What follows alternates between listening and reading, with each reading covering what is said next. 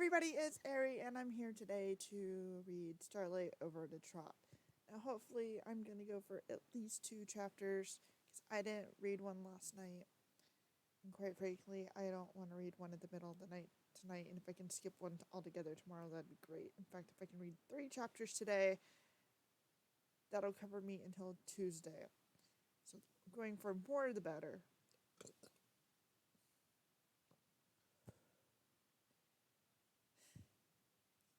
Okay.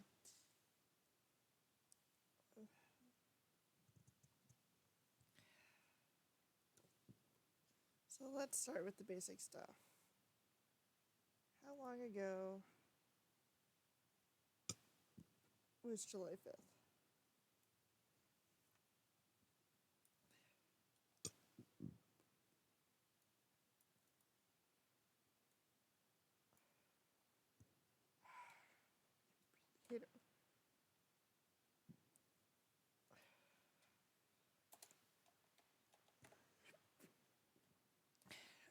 Alright, I know that there's an FIM episode.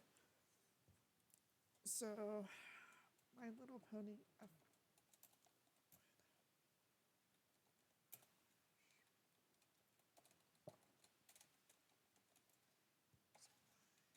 Episode 5.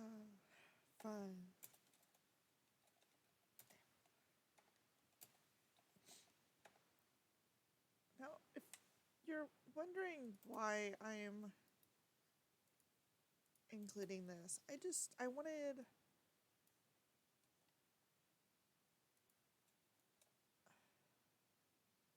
Thanks for the. Hold on.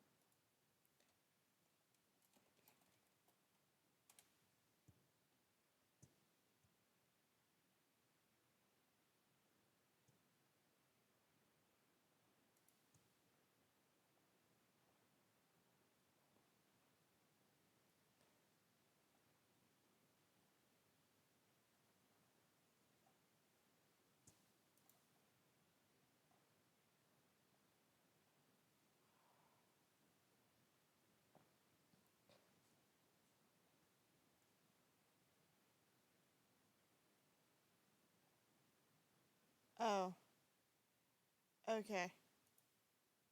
That's the episode. I think that's the episode that Tink wants to hibernate and Rainbow Dash just is not having it. Okay. Let's go find our trivia fact for July 5th.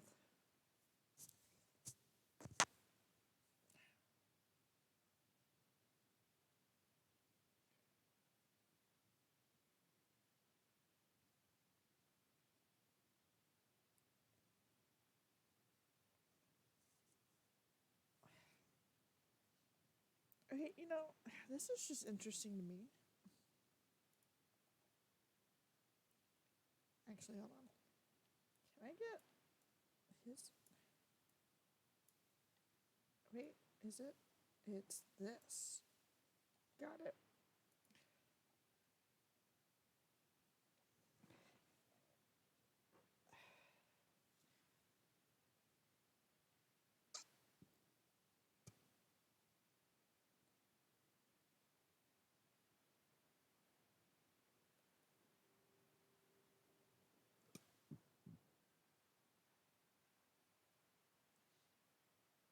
Oh, so I have a fun history fact for you. George Washington actually had slaves, and I'm not 100% sure, but around the time of his death, or maybe upon his death, is when he released his slaves, which makes him the only founding father who had slaves who released, who gave them all freedom.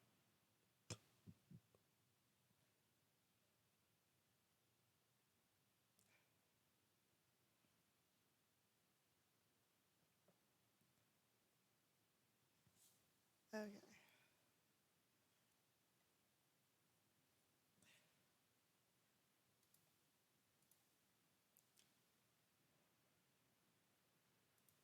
If you think that's random, I was looking at, I took some political polls to see where I fall on the political spectrum, and something got brought up, and somebody said something about George Washington, and I went and looked up.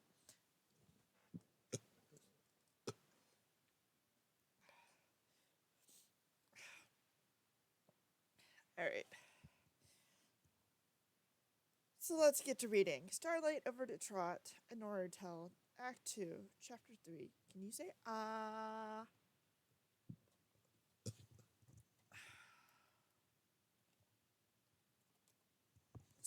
The school. Oh. For a society that very often goes around completely naked, Equestria has a thriving fashion embodied decoration industry. Expensive dresses, main drives, decorative horseshoes. Some have even been known to go about and selling gemstones in various parts of their anatomies. But there are plenty of books on fashion, more sociology interesting than topics of. But there are already plenty of books on fashion, more sociologically interesting than the topic of magical decoration. On the milder end of the magical decoration is illusions. Really, recently, it has been very much in vogue amongst the younger demographics to have long duration glamours that give them the appearance of changeling wings, hooves, or horns. And while the actual age alteration spells are out of reach of all but the most powerful mages, using illusions to make Symphonia appear younger is much easier and quite popular, especially amongst the middle aged and older mares. At the extreme end, the very fringe, there are those who are willing to risk having themselves altered permanently with magic.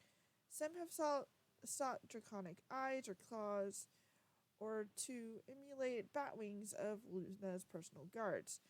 Some have attempted to change themselves across pony types, although such magics grant the appearance, but not the function.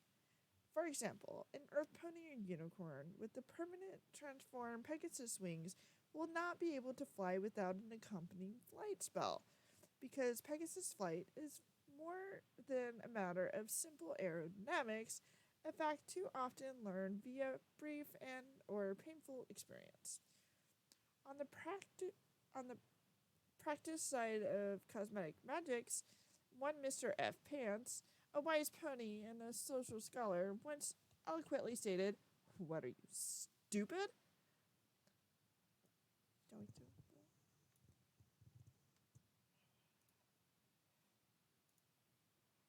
Come on, new page.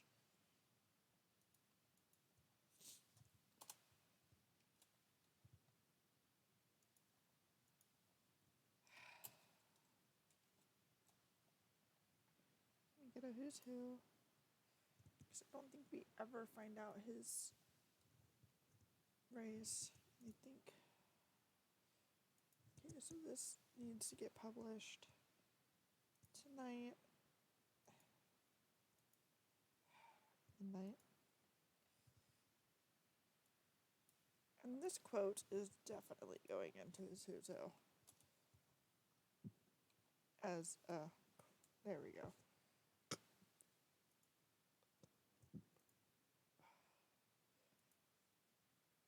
Yep.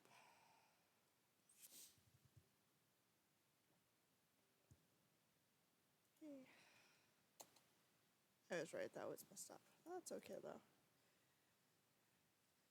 Taking on Transformers magic is allowing magic to work on your very being, form, and identity, and even Equestria's very best mages have been known to miscast complicated spells. Magic is unpredictable, often mercurial, and taking on transportations for the purposes of appearance seems tantamount to taking on the risk of open heart surgery for a permanent huffy cure. Additionally, one has best be sure one really wants those Minotaur horns, because deliberate transformation magic such as these are very hard to reverse. The scholar. Really makes you wonder what is going to happen this chapter. Because the scholar normally has something to do with what's going on. I'd walked down the cobbled lane in front of the castle more times than I can count. Most often, it's been right a righteous defender of the law, hauling in a fresh caught suspect, head hung low, tail between legs. A few times I'd been on the business end of the Huffcuffs, usually either when Jade wanted to make a point or when I'd been drinking. Okay, both. The multi-century old stones had been worn smooth, replaced, worn down again. Rogue dragons had scored them with flames, and the hoofs of many thousand pennies still trod the path up to the fortification that once stood as the sole bastion against the deadly and dangerous wilderness. Princesses held consuls, and warriors fought on those towers. Years after all those great souls had bravely faced their fate, one police detective marched under the portcullis, head held high, ready to face perhaps the scariest monster to ever terrorize the ancient fortress, and he was grinning.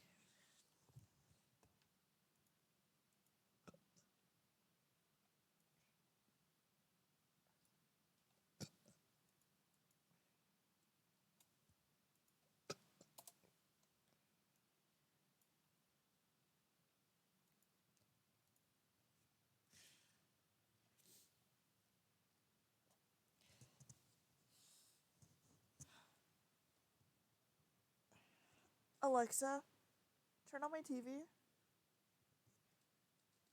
Taxi was, maybe wisely, sending out my confrontation with Jade in the car. She was halfway into one of her meditative trances and had 4 sticks of incense, sending streamers of smoke from the cracks of the windows. I paused under the gate to look back at her, watching her controlled breathing, wisps of smoke curled around her lemon-colored ears.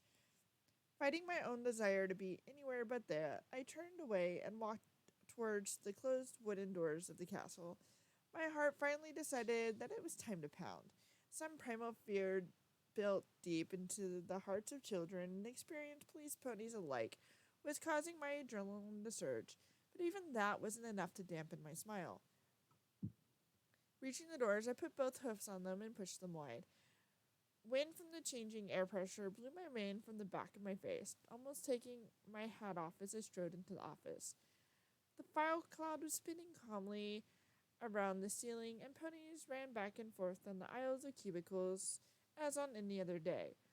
Telly sat behind her console, 6 headsets wrapped around her neck, and another around her tail, her aqua face tense with concentration. Dials flew and files dropped from the sky to their various destinations. As I stopped in the entrance, Telly looked up, and the file cloud let out a noise like a record needle digging into vinyl. Every eye in the building rose and hunted around for the cause before settling on me. Some pony dropped a glass, and others spilled coffee in the hood, squeaking and dancing, but aside that, there was silence. "Morning," I shouted, loud enough to be heard from the back aisles. "I'm just here to use the restroom, and then I'll be heading back to the cemetery. By the way, Sergeant Cobalt won the poll."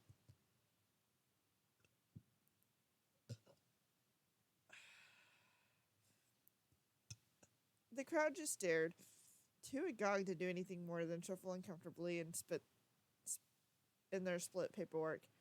I let the silence linger as long as it could, and then swept off my hat and stepped out of the door, letting it swing shut behind me. Immediately whispers broken out on all sides as every pony found some piece of gossip regarding my absence that desperately needed telling their closest neighbor. A few called out questions. "Where have you been? Did the chief kill you? Are you here to eat our brains?" It was nice to be home.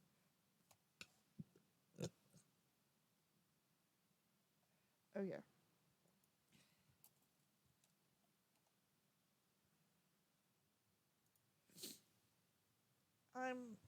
I'm sorry. I want to go look at something real quick. So we're going to come over here.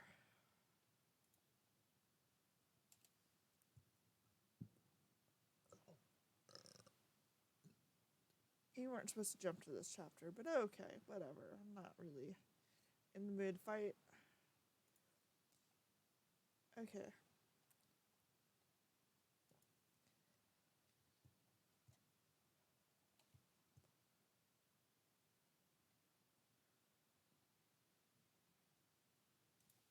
Okay. Yeah, that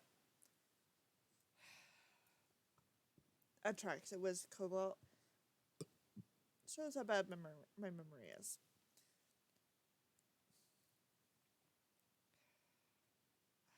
Hardy, ignoring my shouted inquiries, I sidled over to Telly's console, leaned across, and gently set the operator's thin mouth with one toe tip.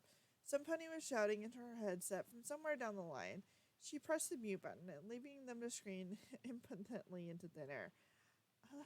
Hardy? She stammered, pulling off the set on her tail and dropping into the console before stepping around the side to give me a closer inspection. I damn it all. A tear gathered up in the corner of her eye, but she swiped it away before it could fall. I know we talked on the phone, but I half convinced I somehow mixed up the chief's medication with my stash of bonbons. You know, for all you lot have been mourning, did anybody actually look for me? We got the report of you walking into the Monte Cheval, and every pony sort of assumed I got my flank turned into puree and fed to the fishes.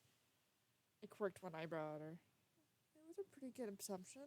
You selfish bastard. Why didn't you call ahead? What happened to you? She gave me a light push with one hoof to emphasize the question. I'm sorry, ask that again. Why didn't I just call Irish Jade to tell her that I'm coming into the castle in half an hour?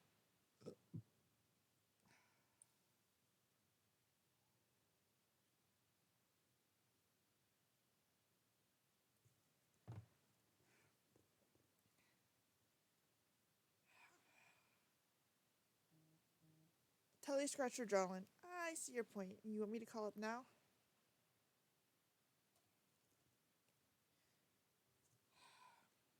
Okay, I should probably check.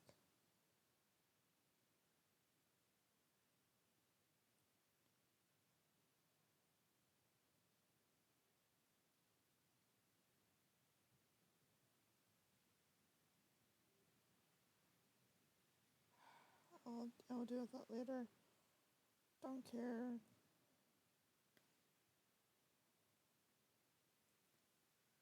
Don't care. I need to look at that later. Don't care.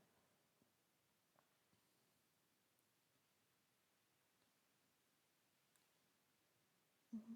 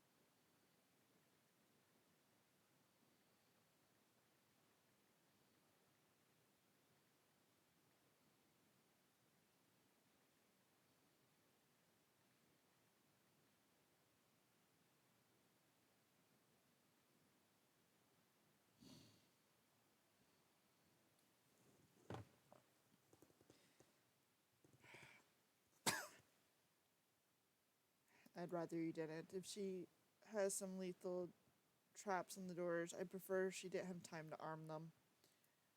Suit yourself. The radio pony shrugged and waved me towards the staircase up to Jade's office. You haven't been officially declared dead yet, just missing. Once it's official, I'll get some real nice flowers to put on your grave. I might even wear a dress. Oh, that's real sweet, Telly. I gave her a quick kiss on the cheek, and she pushed me away, turning red in the face. That's sexual harassment, you know. Go ahead and report me. I threw her a week and then started towards the upper floors.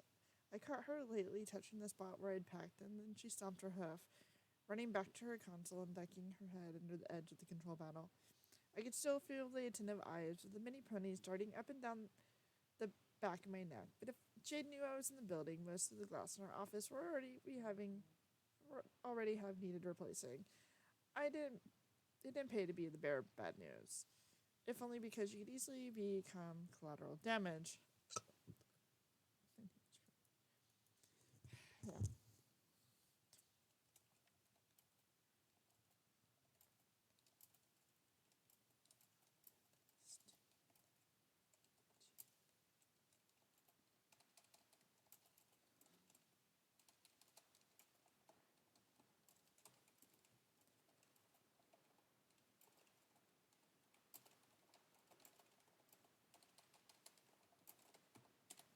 That was an interesting mistake to make.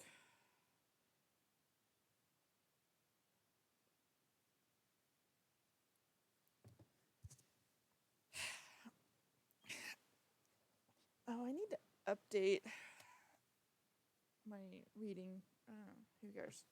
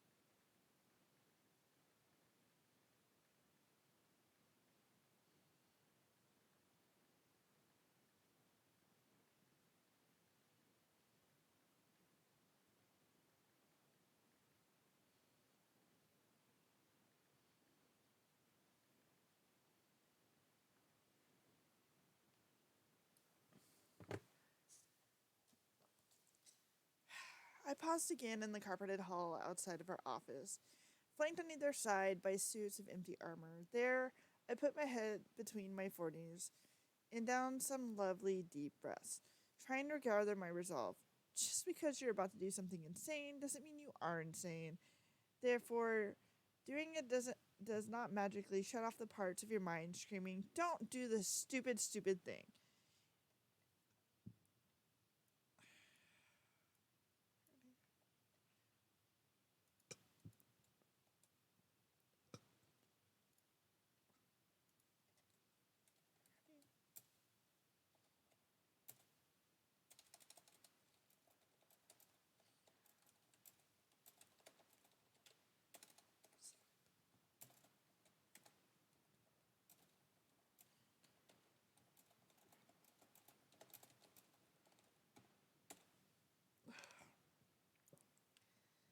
I checked my battery; it was still blinking. I had at least some power left. With luck, I wouldn't pitch over the dead on the carpet or have to beg for use of Jade's lamp socket. That would probably ruin my big moment. In the name of theatrics, I reared up on my back legs and placed both front hooves on the double doors and slammed them open with all. Let's see if I can actually read this correctly. In the name of theatrics, I reared up on my back legs, plus police both. Okay, hold on.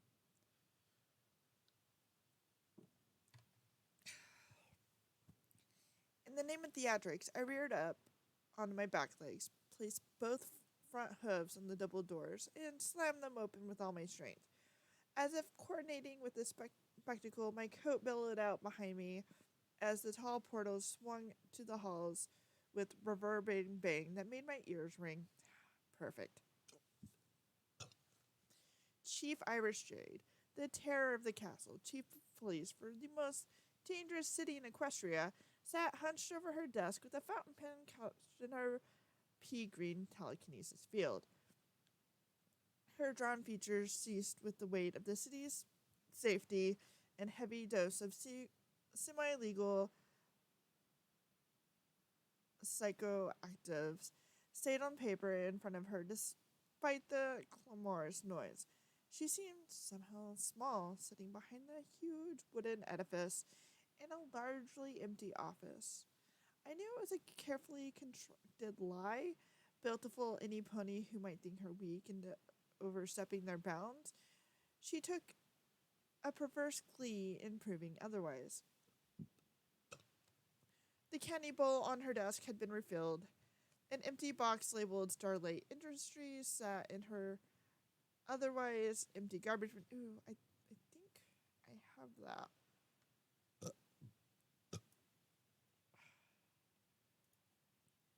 Okay. Oh, I do. Okay. That's dumb.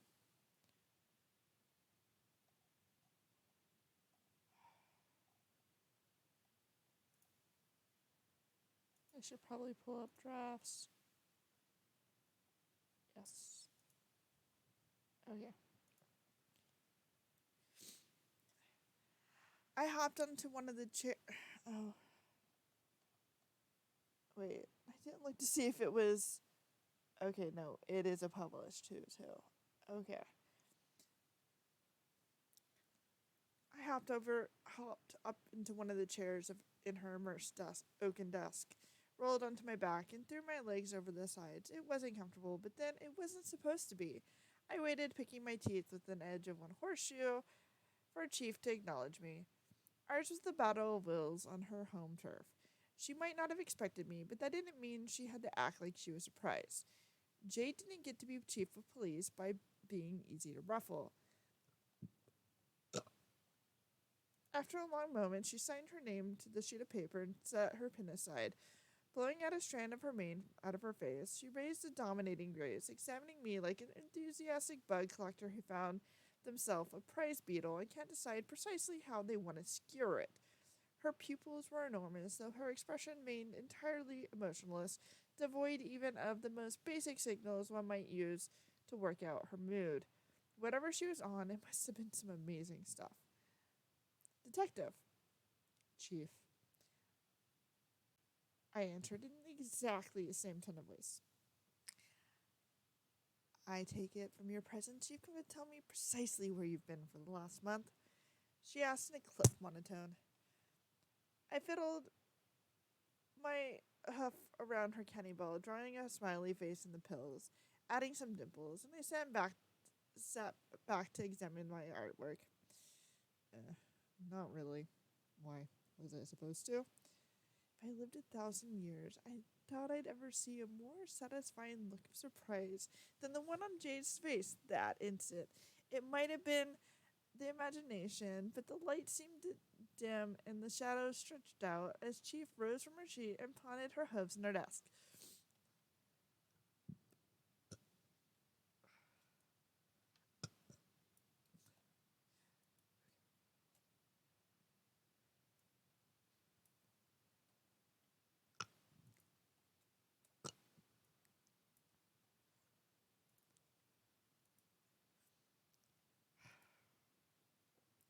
Excuse me, detective? I said, not really, Chief.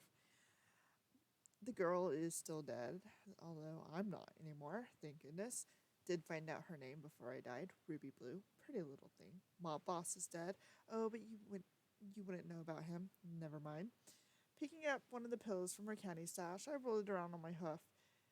Jade's razor thin right eyebrow tried to climb up on her scalp. Hardy, I think you best explain yourself very quickly. I died. Mob boss died. Girl in the alley was a hooker. Nice kid, apparently. Don't know her story yet, but I'll figure it out. Probably around the same time I figure out who shot me. I turned the pill made to put it in my mouth, and then I'll pet her of it. Probably shouldn't have one of those. The ghost in my chest might not like it. There are probably only a few emotions I've there are probably only a few emotions I've ever seen on Chief Jade. Anger's a big one. She has a lot of flavors of that, but then her job is not one that breeds calm contemplation. Amusement and sometimes journalized menacing are two others that she'll display if they'll ever give her an edge in a competition. Raw, brow twisting confusion is not one she shows all that often. She narrowed her eyes to slits and asked, Hardy, are you drunk right now? Haven't touched a drop since I woke up. By the way, I found Swift after I got out of the cooler. She was eating chicken salad and writing depression story. She threw a griffin out of a building. Jade dropped her bunny flank onto her chair, which scooted under the desk, and crossing her forelegs and gave me a look. What? What really happened, Hardy? She murmured, fury and pomp gone from her voice, replaced with curiosity. You walked into a death trap, and then you show up here after a month, sounding like you've been on a bender the whole time. I shrugged and bent my neck to look across at her. If you want a full debrief, you have to get me a big ream of paper. It'll all be lies and maybe not as much fun to read as the kids. But I promise I'll maybe think about filling out a report. Until then, as a matter of curiosity, I figure I should tell you what I'm going to be doing.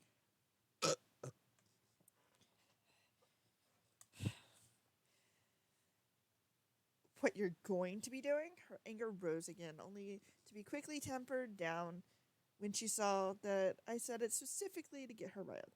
What you're going to be doing is going home until I figure out what to do with you. You walked into a public building without warrant, orders, or backup, with guns drawn.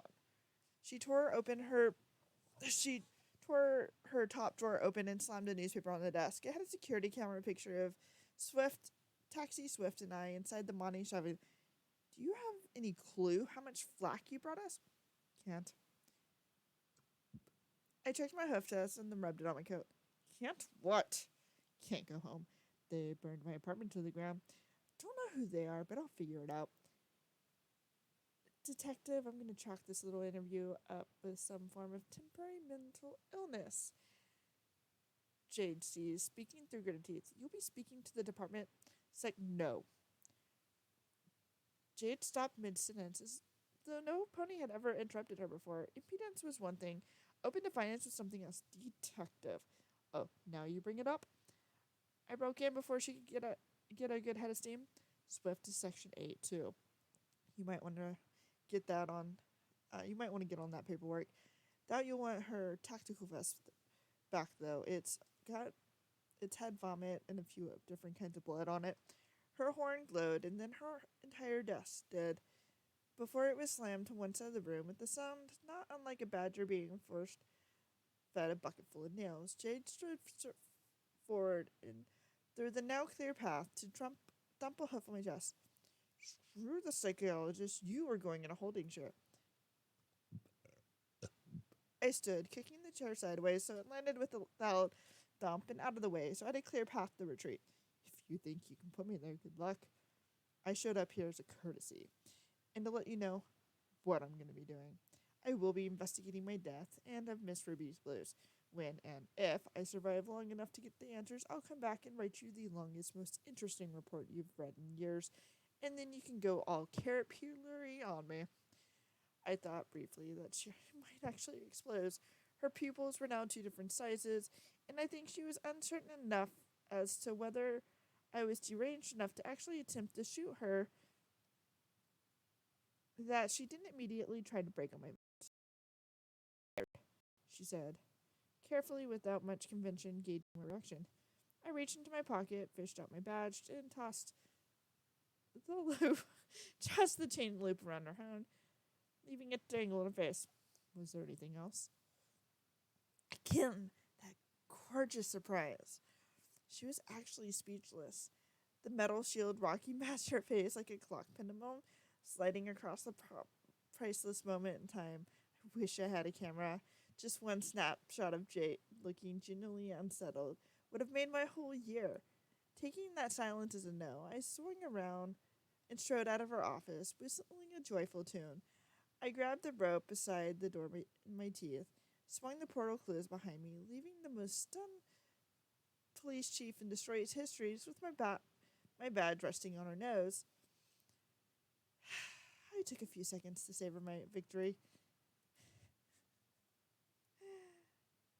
And then, like any pony with a survival instinct, I broke into a full gallop towards the stairs, running for the back of the building, and Night Trotter parked at the maintenance exit. Oh, man.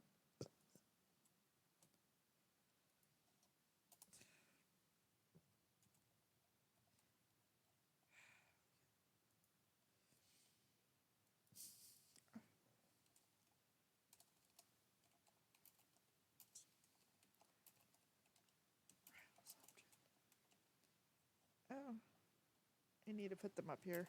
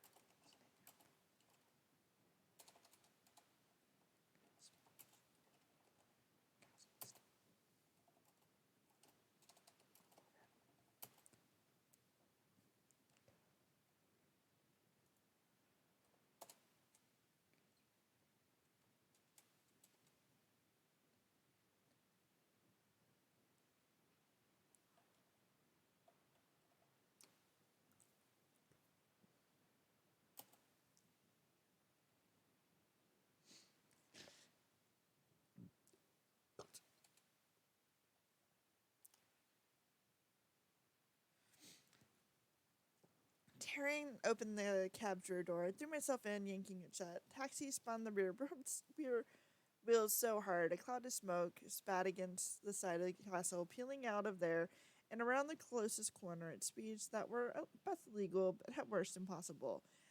I imagined I could already hear sirens in close pursuit, but there was nothing unusual around the department, and in all likelihood, Jade was still sitting in her office, processing what just happened. At least that's what I hoped she was doing.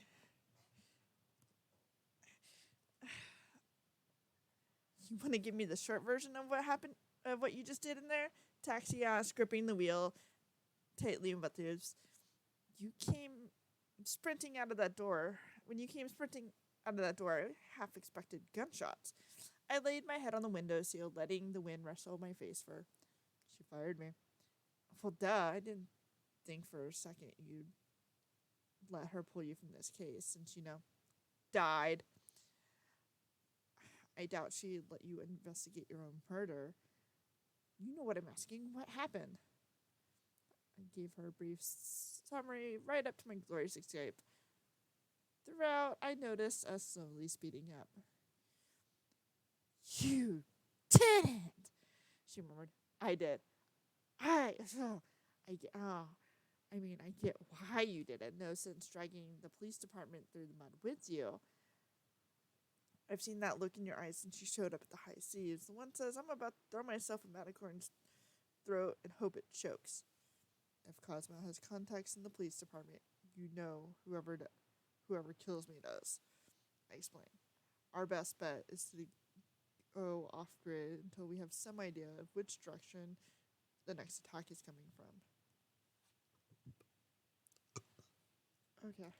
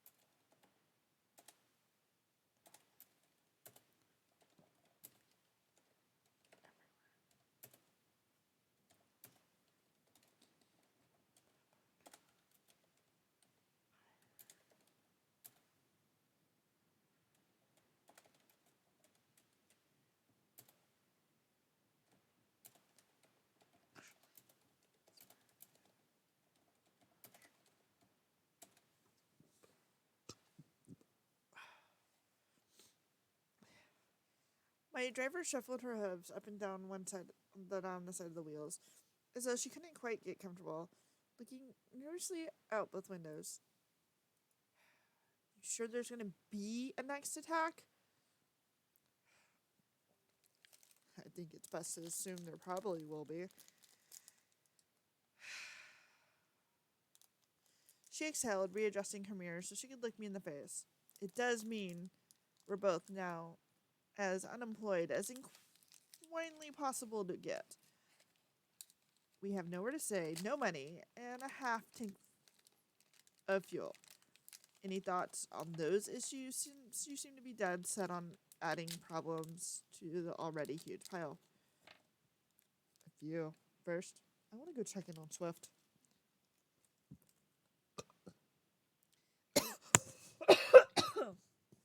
Alright. Taxi rested her forehead on the steering wheel for a minute and then revved up the motor and swept us off towards the Vivi, her lips moving in a silent prayer the whole way. Okay, one piece of candy.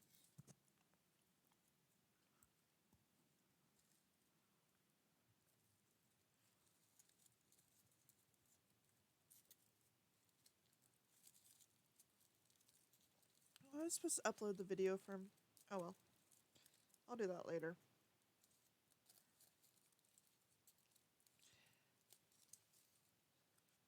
Okay, I want another piece of candy. In case you're wondering which candy, I'm currently having chocolate kisses.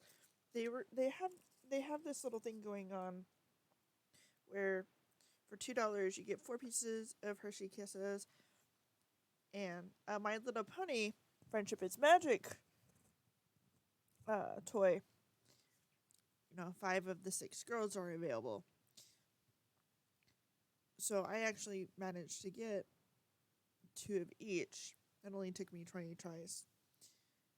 And I'm doing a giveaway, and if you somehow manage to see this before I wake up on Monday morning, I have 2 rarities, 1 Pinkie Pie and 1 Open Twilight that I'm willing to give away. All the other ones I'm willing to give away have already been claimed.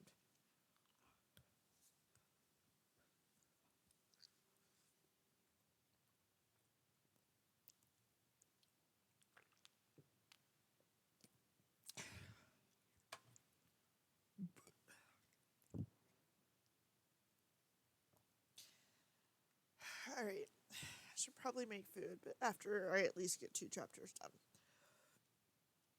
The Vivi was as quiet as I'd seen it.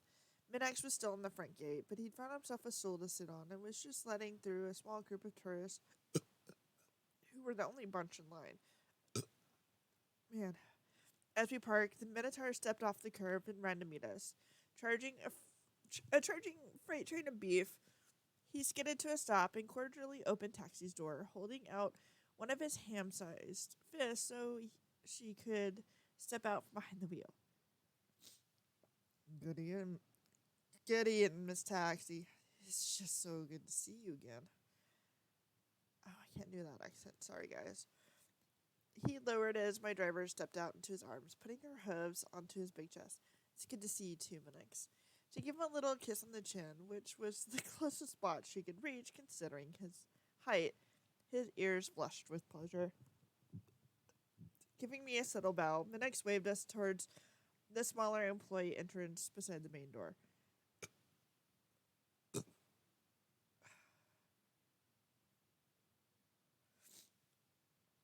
Come, detective. Miss Stella is waiting for you. Take me to Swift first, and then we'll see Stella. No need, detective. Miss Stella, Miss Swift are in the same place.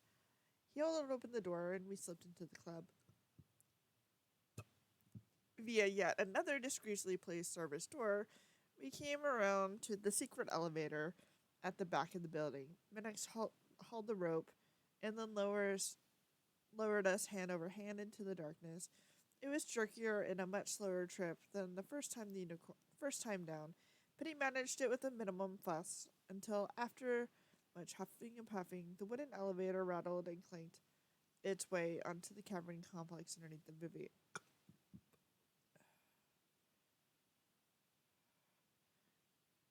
Shouldn't you be... Where's my deep voice? Or my Pretend boy voice. Shouldn't you be upstairs guarding the door? I am on the, how do you say, break? The satellite take over. I take you to Miss Stella, he rumbled, and then pulled a flashlight from the back pocket of his tuxedo and fanned the light across the cavern tunnels. The humid air cloyed my lungs, and in the distance, water dripped from stalactites into pools. We followed the beefcake, me with my eyes ahead, and Taxi with hers on Manox's rear end. It was comforting in some way to know that in my month in the cooler hadn't changed my driver terribly much, aside from the blue highlights that still crept through when the light hit our main just right. After a short trot, we came to the blank wall, and Minix tapped out a series of knocks on the stone with his knuckles. There was a wait of several seconds, and then the heavy stone began to shimmer with the pearlescent light. It slid easily out of the way and then grinding into the slot into the wall. Beyond, up the catwalk, set amongst all of Stella's incredible museum pieces, there was a miniature field triage. 5 or 6 ponies moved around a small hospital bed, surrounded by a white plastic sheet, taking readings and writing in clipboards, others conversing with one another. Machines beeped and booped, taking readings on the patient who reclined in the bed. Swift was still down, thank the heavens. She laid amongst all those machines with electrodes on her forehead and the ivy bag dripping on her leg. Afterglow laid on a pillow beside the bed, her old face pinched with worry as she watched over her sleeping granddaughter. I looked past my partner's sleeping body to Stella, who hovered over the whole operation. He hauled his vast purple body.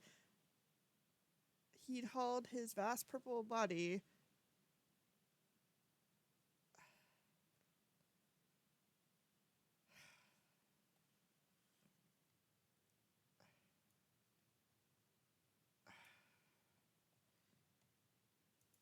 Okay.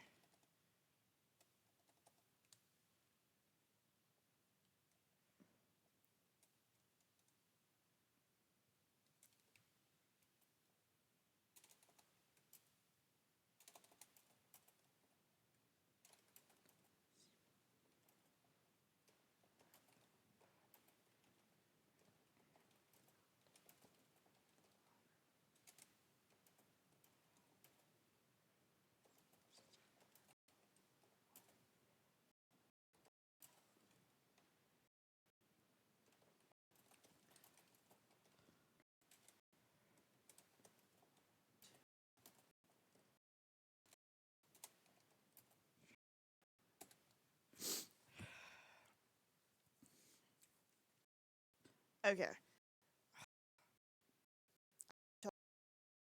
And she's a good story writer. She's just not the best word writer. This purple body, entirely out of the water, on a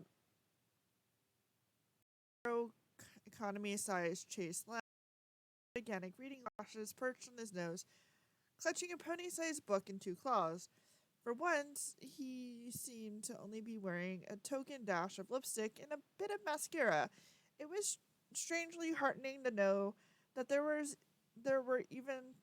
times even Trella chose not to prioritize appearance.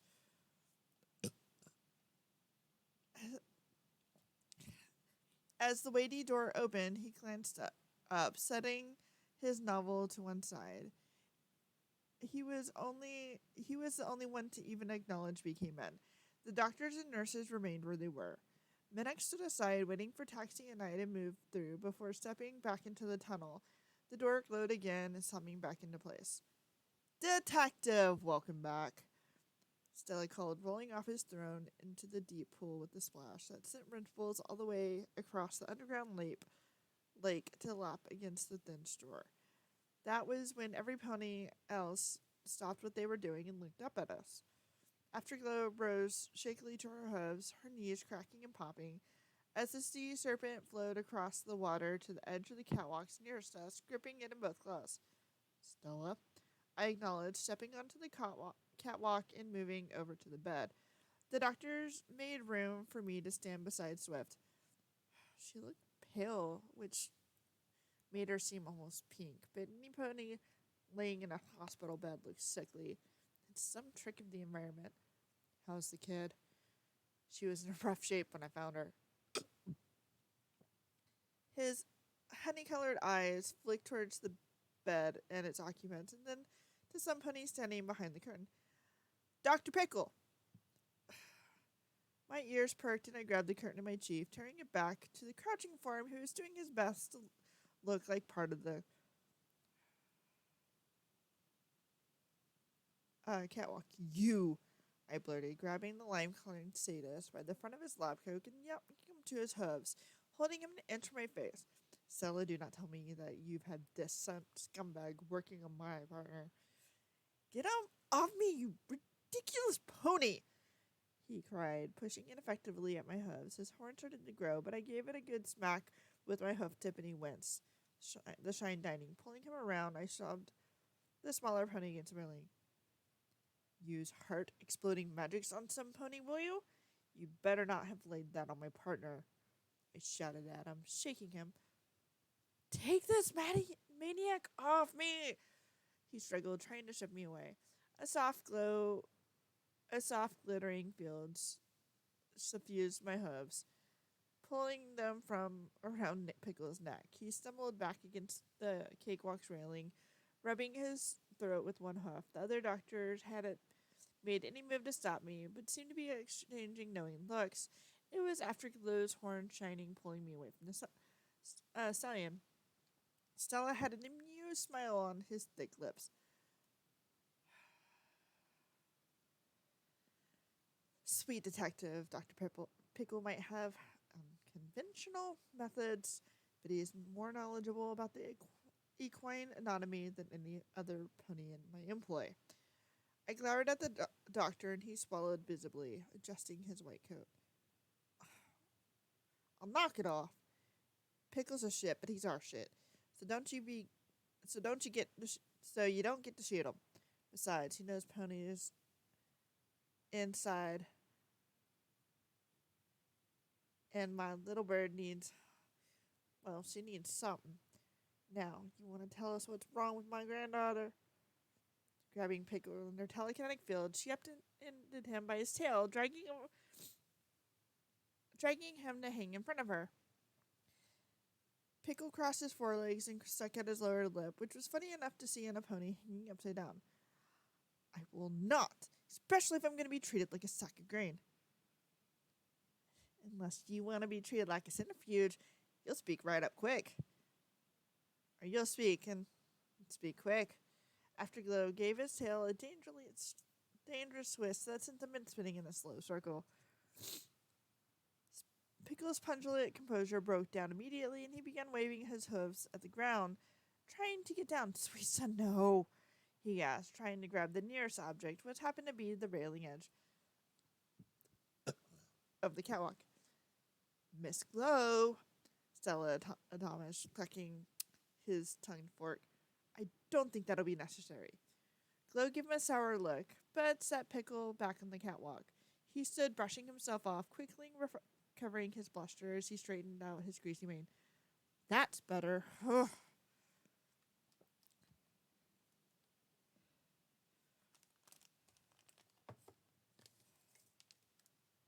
Now then, Mr. Pickle, would you be so kind as to give us your diagnosis of my godchild's condition for the benefit of the lovely detective? Stella asked pointedly. The other medical players made room for Pickle. I want more food, and I think I'll be able to eat an egg while I'm reading. Besides, eggs are yummy, and I haven't been eating enough at all.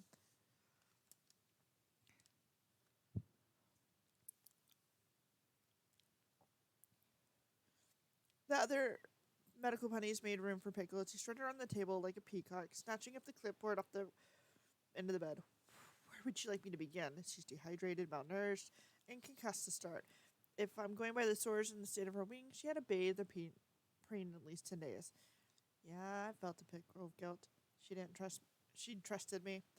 She'd walked into Cosimo's office trusting me to keep her safe, and my arrogance should have, by all rights, put us both in the ground for good.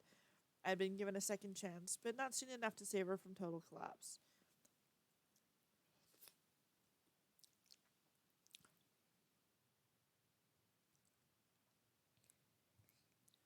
Taxi had dragged me out of my funk when my partner was killed, mostly with lots of coffee and threats of violence if I touched a bottle until my head was on straight. Swift should have had her family. Why'd she chosen to run and hide was something I intended to ask once she was up. You still have that spell for looking inside of a pony? My body scan spell? That's what we were planning on doing next. It seems like she'd recently been contaminated with magics, or somebody had cast a very elaborate spells on or around her. My colleagues and I were just whether or not it was a good idea when you barged in. Ignoring the jab, Taxi bit her lower lip and asked, "Well, we were in a school about a month ago with high levels of magical contamination. Could that have been it?"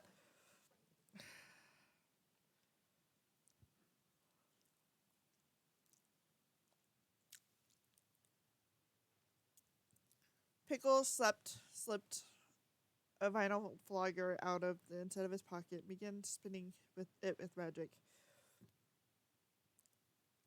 It looked like a nervous habit, twirling his SM toy as a unicorn accountant might twirl a pin. I would love to pin that on YouTube being nitwits and failing to watch where you walk. No, these magics are significantly older than Month. How much older? I I asked, taking off my hat and laying it at the foot of the bed. Who can say? The Dom swiped his flogger across one shoulder, leaving it hanging there. You want to come up with a decent way of measuring magical decay uh, over about 6 months? The Academy would love to talk to you. All right, fair enough. Give me the worst case scenario if the body scan goes wrong. Worst case, she ends up not needing a main cut this year, and she'll have to learn how to scratch her ass without the use of her wings because all the fur and feathers will have fallen out. They'll grow back, but it'll be pretty embarrassing. I sat and held out my hoof to Afrigo. Miss Glow, she's your granddaughter, and I don't know what all might be wrong with her, but or where she's been this last month. I'll say this though: she attacked me in that coffee bar and tried to take a chunk of my throat out with her teeth. The elderly Mary considered her options and then propped one wrinkled ear against her head. Can't see as it's gonna make things much worse if and she have to end up to knit in some sweaters. Go on and do it.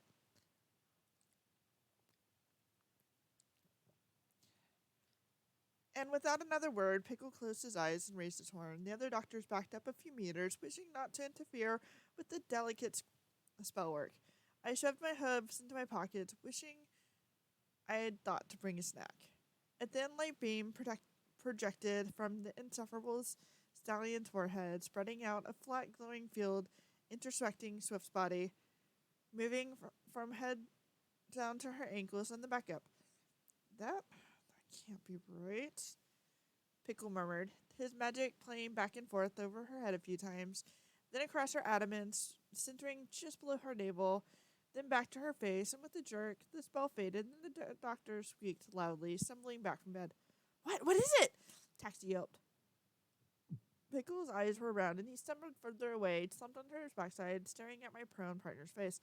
Her what? Her what, boy? Spit out. After Globe barked, dragging him back over, the chief stiletto is not a pony to be kept one waiting, especially if mostly because she tended to puncture things to pass time. Her teeth! He managed shakily before his eyes rolled up in his head and he dropped onto his back, all four legs in the air. Her teeth. I gave the stallion a slight shake, but he was unresponsive. Come on, damn it, what's wrong with her teeth?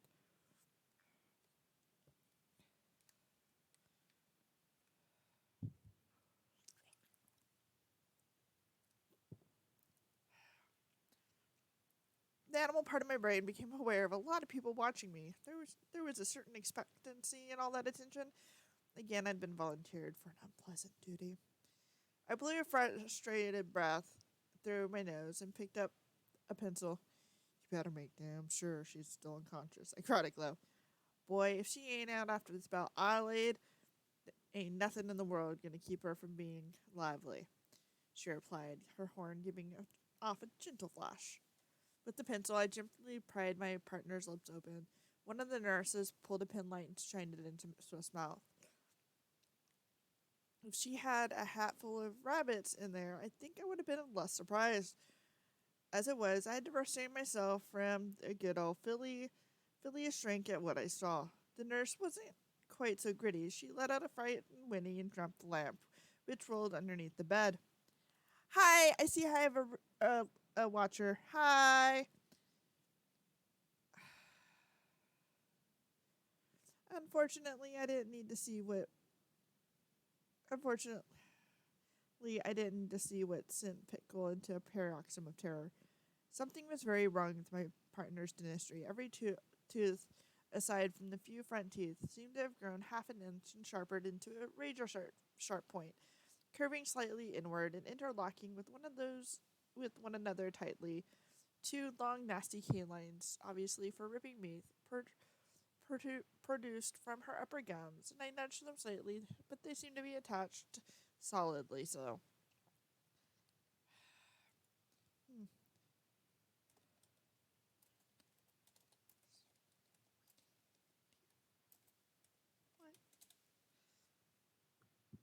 Oh,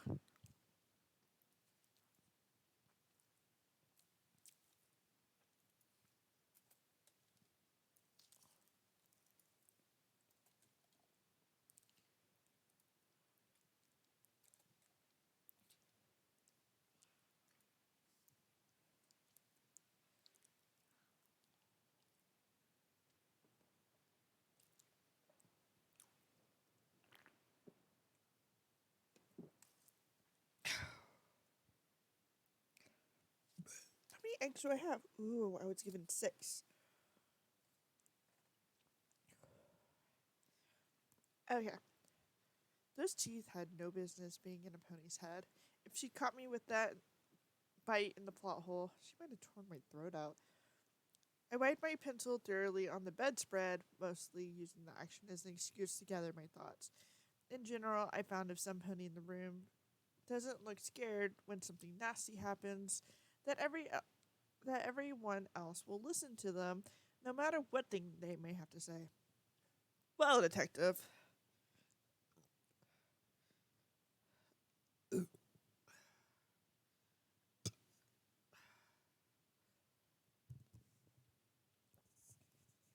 I shake my head.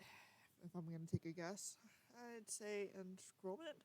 Unless she's been seeing a dentist with an ugly sense of humor this last month. She's got a teeth of.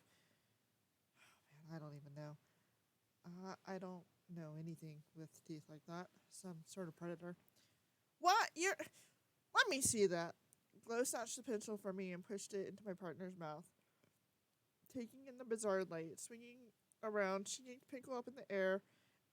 A rush of wind caught him across the cheek, rocking his head onto his shoulder. Wake up! Then delivered another magical slap. He came out of his swoon howling. Where did my mouse go? Okay. Put me down, put me down, put me down! After Glow obliged, jumping him onto his face, Pickle put a paw on his chest, forcing breathing out. Faint again next time you're gonna wake up. It's taking a swim. Now you want to tell us what in the whole wide world might be causing my granddaughter what might cause that? Magical Dom settled his hooves under himself, trying to put himself back together. I think I might have been more shaken if my mouth, come to think of it, my last 24 hours hadn't already been the weirdest in my life, but this was just frosting on a very odd cake.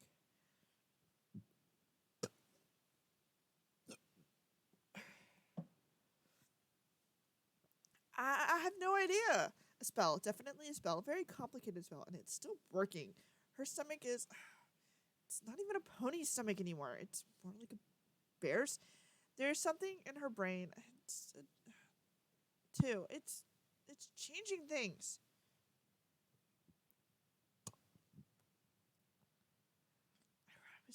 I tried to remain calm, but my shoulders were feeling like hoarded steel. Thinking under pressure is something I'm good at, but I couldn't keep the worry from my words. You say it's a spell, nothing accidental. Yes, idiot! Pickle snapped, turning his face to the lake as he tried to force himself not to hyperventilate. Some pony cast that. It's too complex for random magical mutation. No way to find out who then. I don't know how. He chewed his lips, swinging his flagger around his shoulders. I turned to Afterglow, who was gritting her teeth so tightly her jaw popped. I tried to force myself to sound like I knew what I was doing. You have ponies who can do anti-magic, right? Glow nodded. I got ponies that can break enhancements, sure. Ain't nothing will fix what already happened. Different transformation magics don't play nice together. Stella swung his bulk down over the bed, lightly stroking Swift's mane with one claw. Oh, my dear little bird. I'm so sorry. I should have watched you more closely. It wasn't your responsibility to watch her. It was mine. I'm her partner. I sighed, feeling my stomach tighten with prohibition. The dragon flicked his tongue between his teeth, running it down his chin, tasting the air. Come to think of it, he might have just been doing that.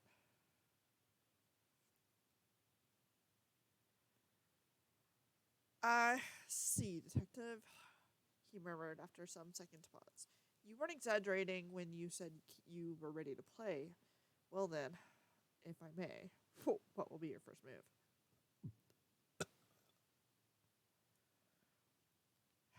It was a valid question. My itinerary was packed, and I hadn't even had breakfast yet.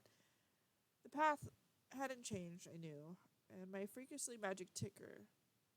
I knew my freakishly magic ticker that I needed Swift. She might have been greener than grass and crazier than a bucket of monkeys on Beam, but she was a fantastic shot and loyal to a fault. The partner I'd seen in the plot hole wasn't my partner, that was a broken shell. I hoped whatever magic she was under was responsible for that. If it wasn't, our situation might be a whole lot worse. Still, there was only one good option.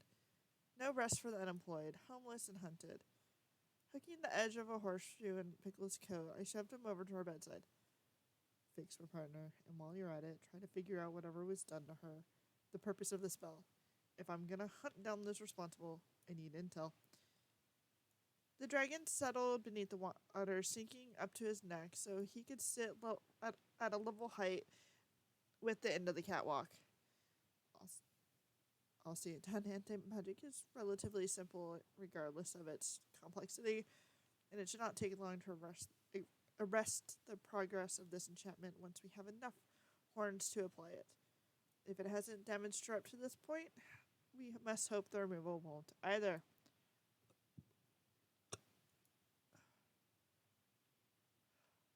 Oh, we get to talk to Queenie. Hold on. I gotta turn on my Queenie. Okay. Queenie's turned on. Good. I've got to make some calls. There's a certain bug who might have some information about what put Swift in this state, and I want to pick its brains. Stella tapped the railings in the catwalk.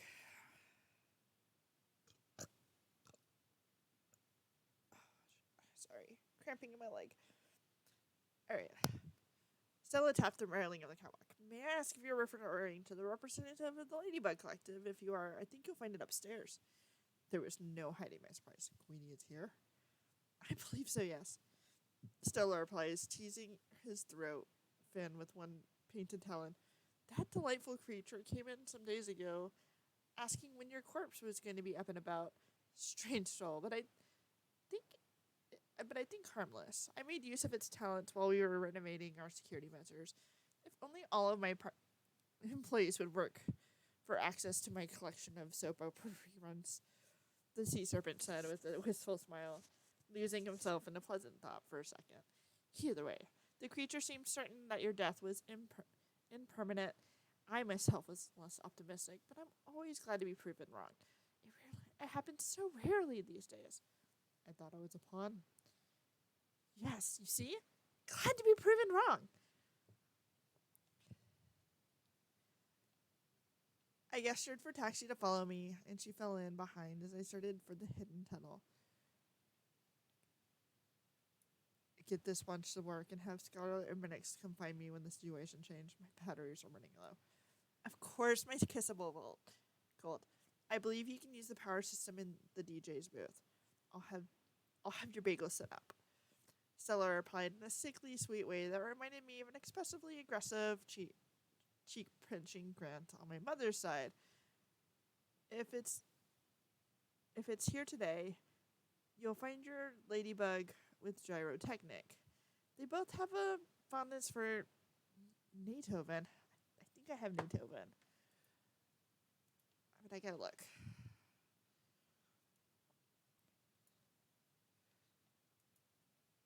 No, I don't. That is awesome. Beethoven. Who's who? Actually, this is one of the situations where I might be able to find him in an official status on that. For where did my mouse go? On the oh, that is not what I wanted. I don't know how I grabbed that. Since I'm not watching, that's probably why. So let's come over here to. Is this a list of all the ponies? No. Is this the list of all ponies? Yes. Control F. So can I get? Oh nope. Okay, so Neighthoven. Okay.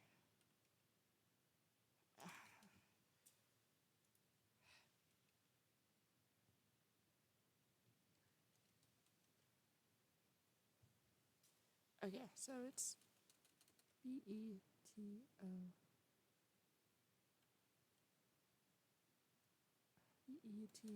Betho. Okay. Now sometimes looking it up, Chessie likes to use different names than the official research or the official list. Okay, so no, there isn't a pony named Beethoven, which makes me sad. Alright, I was really hoping there was a pony named Beethoven. Or a pony doing Beethoven. But that's okay.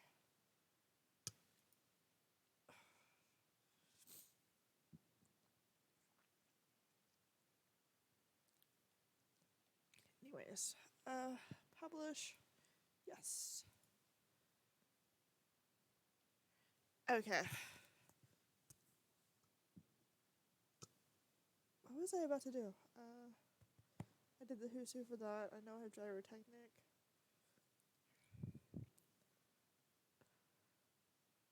Oh, Minix has talked and I didn't give him a who's who.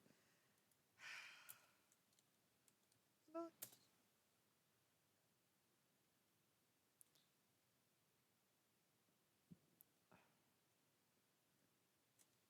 Is that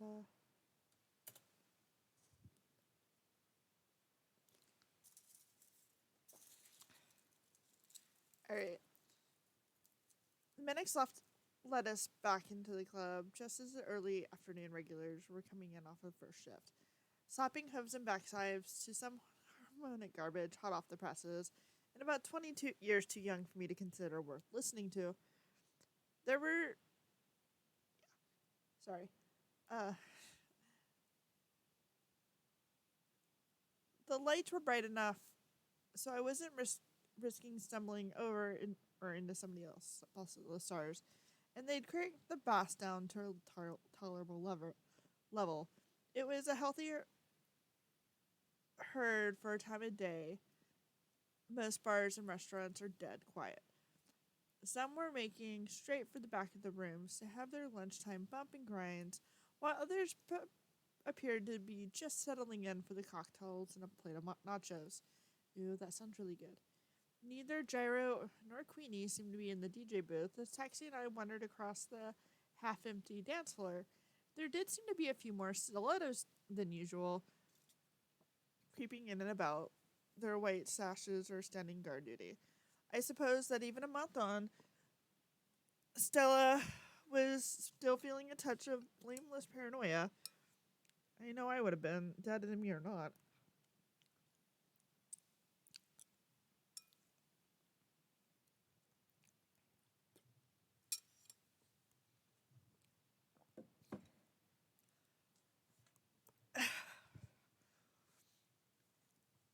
As I so recently demonstrated, it's hard to say for certain who might be still walking around, even when you've seen the corpse. A city heavy on magic like that. Huh. Where do you think they are? I mused curiosity. Let's check the sound station. DJs usually leave a note if they have to pee or something, and Technic only works until late evening. Taxi replied discreetly, snatching a martini off a passing waitress tray, tipping it back into her muzzle in one gulp. She made a face. Oh, too dry. We passed the nearest booth, which was guarded by only one stiletto, who seemed a bit familiar. I grinned and put up my foreleg and greeted. Zeta. The zebra rope mistress bowed her mohawked head. Detective, it is pleasurable to see you again. I hear you're one of the group I have to thank for my fresh lease on life. It is an unusual circumstance when a creature may be reincarnated as themselves. The zebra raised her chin with a touch of pride in her words. I could not let an opportunity to witness such a unique event pass me by. My next life shall have many experiences to draw on as a result of our acquaintance. I wasn't reincarnated. I died, and I paused. As she gave me a confused look. I shook my head and dropped it. I neither had time, inclination, nor the vocabulary to fight advanced zebra logic. Thank you, anyways. Look, have you seen Technic? We're looking for a really big insect, and Stella said I would be with.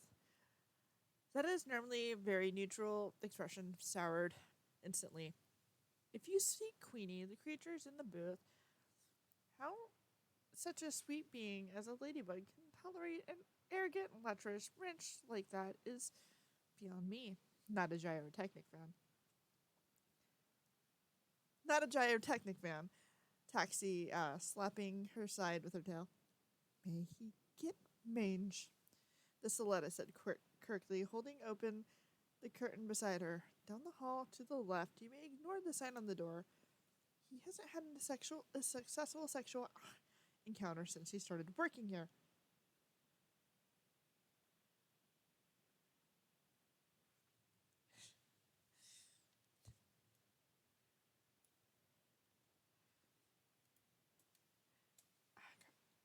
Yay.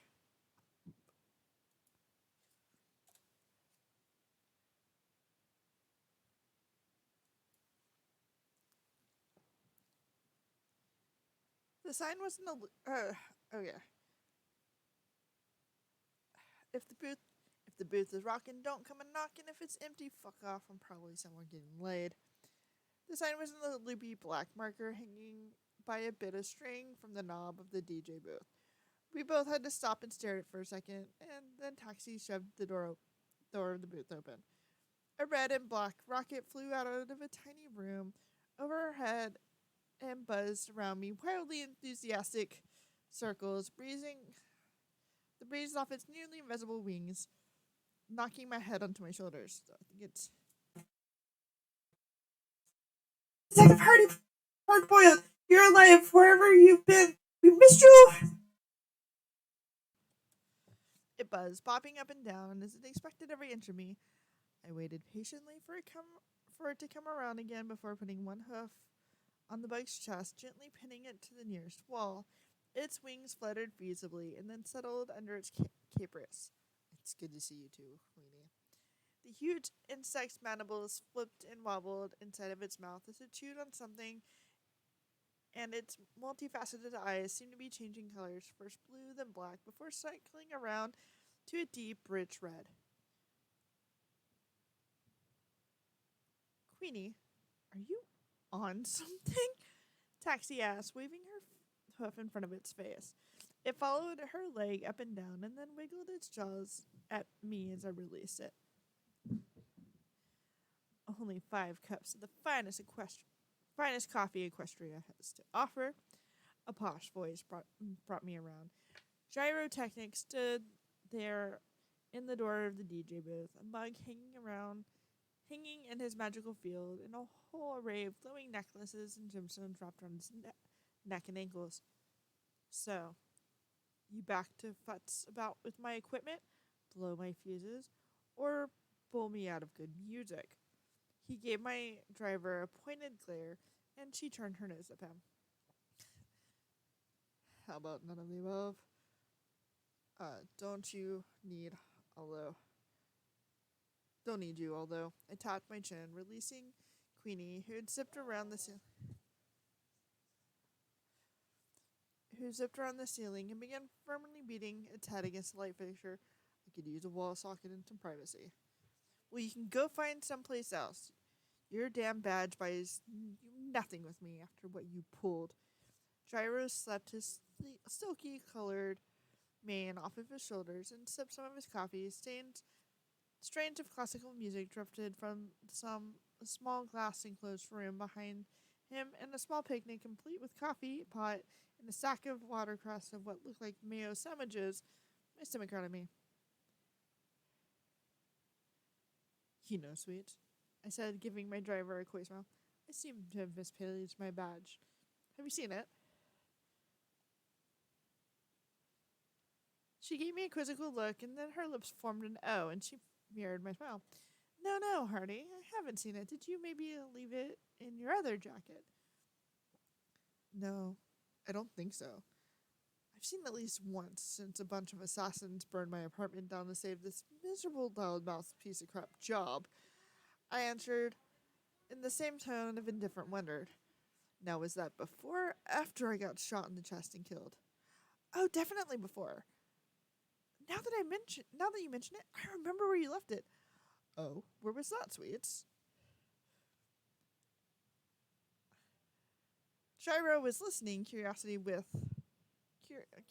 with a bit of wariness to our exchange. You left it hanging on the horn of the chief of police after you told her to go buck herself. That's right, isn't it? And having done something like that after what had been a truly stressful month, some stinking spin jockey keeping me from my quiet would be setting himself up for one heck of a rough day. What are you two going on? Gyro didn't have time for another snarky comment before Taxi was on him, her hooves tapping out a double strike on his neck, and he went stiff from head to tail. His horn sparked weakly and then darkened, dropping his cup of coffee on the thick carpet. The disc jockey's expression was frozen perfectly in that half uncertain, irritable state, with just an echo of burgeoning surprise. He blinked a few times and then made a very low mewling noise at us. Nicely done! You got the face right. Nicely done. You got the face right and everything. Not my best work, but I'm pleased with it. Where do you want him? Pop him in a corner. I grabbed one of Queenie's rear legs in my teeth. It tasted like cigarette ashes and bad neopies from the joint up the street. The bug was still determinedly beating its head against the closest light as I pulled it to the ground and dragged it through the door of the DJ booth. Taxi finished positioning Gyro in the hallway, readjusting his face into something a little more natural and setting his cup of coffee between his front hoofs so any punny passing might think he was just lost deep in thought, and then followed me in and shut the door. That is freaking awesome. Gyro. Queenie.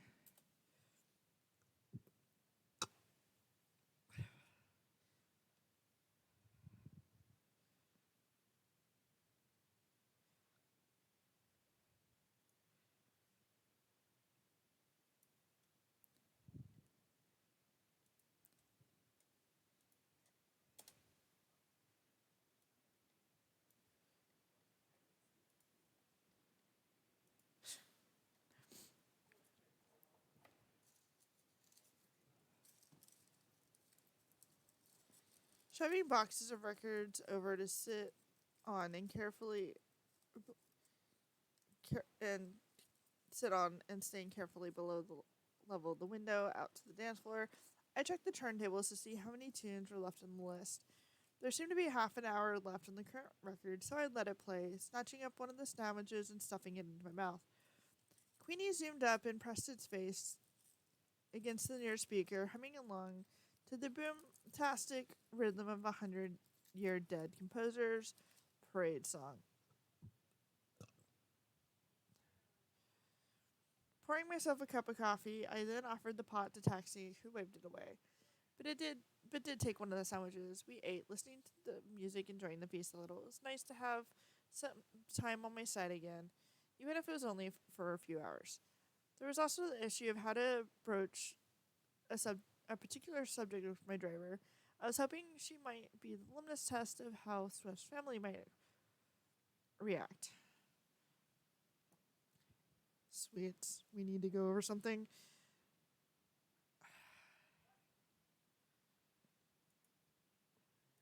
Sweets, we need to go over something, and I think you may deck me while I'm telling you this. Could you give me a chance to explain before violence ensues? I began. Of course, Hardy. She smiled, chewing the crust off of another one of the sandwiches. You know you can tell me anything. I'm like pretty silly if I killed you after all the trouble I was getting. If all the trouble, after all the trouble I went to. Put a hoof over my eye. That's less than comforting. If you want comfort, get yourself a teddy bear. I drive the car. Now drop the pretenses. What's on your mind? Setting the last bite of my sandwich on the table, I watched Queenie slowly float in a circle, dancing in midair as caffeine worked its way through the bike system. I died once. It wasn't so bad. Swift's been eating meat. Taxi choked on her sandwich, spraying me with crumbs. What? I brushed my coat off, trying not to look like I was bracing for a flying hoof to the forehead. Last month, Skies fed her some at the hotel the day we met. She was sneaking tidbits after that, but at Pothole, she was eating a full-on chicken salad. And you didn't think that was weird? Hearty meat is not good for ponies. She gasped, grabbing a cup of coffee, trying to clear her throat before continuing. I thought she was probably going home and puking it up or something, my brain was. On the case, that's always your stupid excuse, isn't it? She stopped angrily. I had more important things going on. What was I supposed to do? Slap her hoof? Besides, Juniper used to eat jelly straight, no bad. Just big bottles of jelly. The back of our police cruiser was full of them. That's a little different, don't you think? Taxi shouted, raising to her hooves and pacing back and forth. The time, no. No, I didn't. I said, folding the ear closest to her so she wouldn't deafen me next to Liz's face. Now that she's got chompers you could rip the tits off a dragon with, I'm reconsidering that position. Brilliant! What are you going to tell after Glorantilla? Not a clue. You were the dry run. Since my pre-owned heart is still beating and I don't have a secondary concussion, I think it went well. Ugh. Every muscle in Taxi's body tense as she fought the urge to.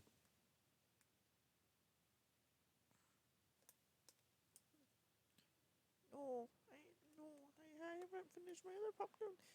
Don't go. Stop, Tim.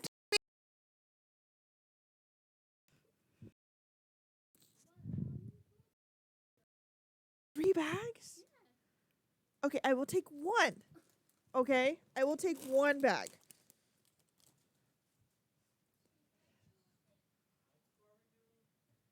He was trying to give me 3 bags of popcorn. That's. If you notice, I got lots of snack food. By the way, where'd it go? Over there, there's lollipops. Do you see them? And in the bag, there's caramel. Oh, here we go. Here's the bag of lollipops if you want a couple. And then I've got a bag of apple caramel in that top corner in the back if you want some of those.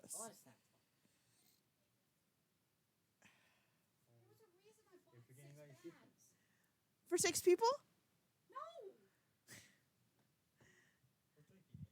For 3 people. Okay, that explains me getting 2 bags, not 3. Go get her one more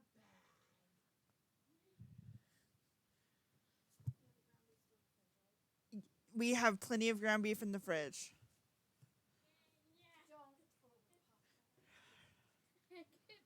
Don't throw the popcorn. If I was skilled enough, I could. Okay. But I waited probably. Okay. Why was that bag all wet, Corwin? Because it's wet outside. Yeah. Okay. Well, the other bag he gave me wasn't wet. That's why I was asking. It was against his body. Okay. If nobody's using that, give it here. Because I can't find any of the ones I bought.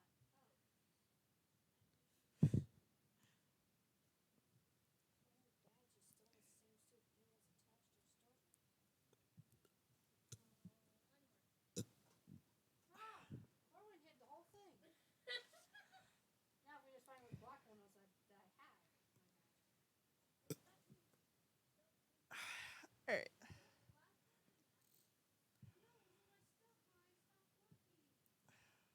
Fine. What did you want Queenie for? I already asked what had happened after Swift left. It wouldn't tell me.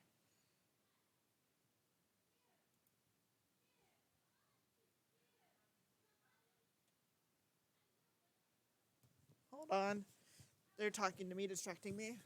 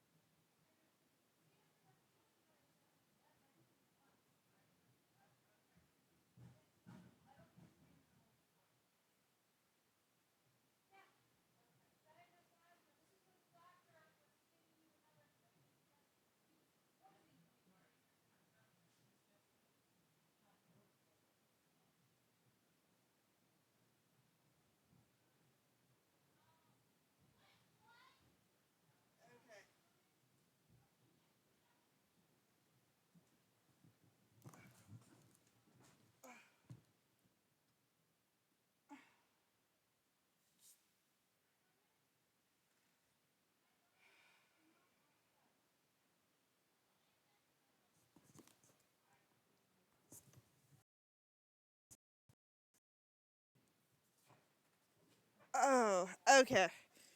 So, I think they're done bugging me until like dinner gets made or something. Oh, it's more Queenie talk. Oh, it's just a sit fast, so hold on. You entitled no, Detective Hardy Hardboiled. Why me? Could you slow down? You sound like a record player turned up way too fast. I said, to the insect. Queenie bobbed affirmatively, turning end over end until she bumped into the wall. You seem to be affected chemically. We will track. Who are the Pegasus's partner and police pony?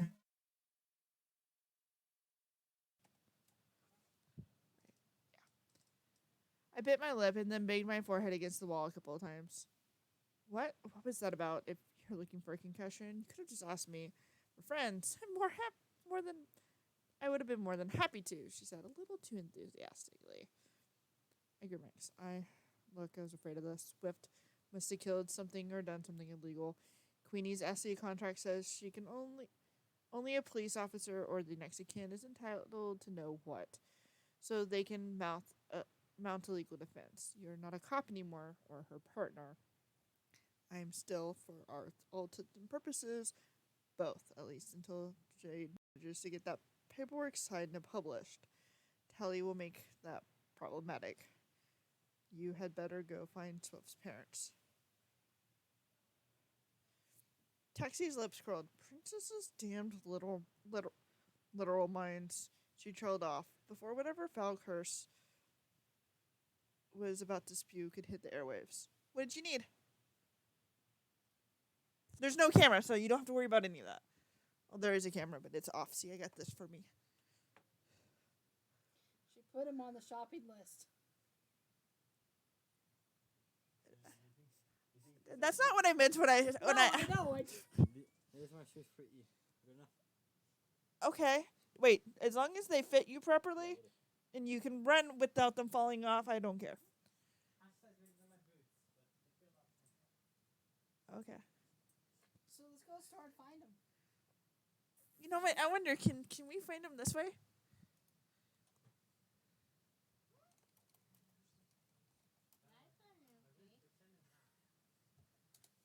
I'm just wondering. Aw.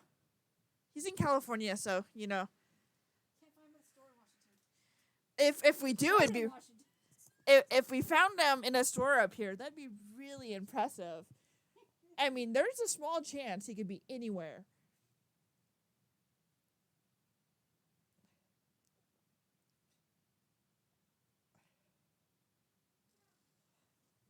Okay.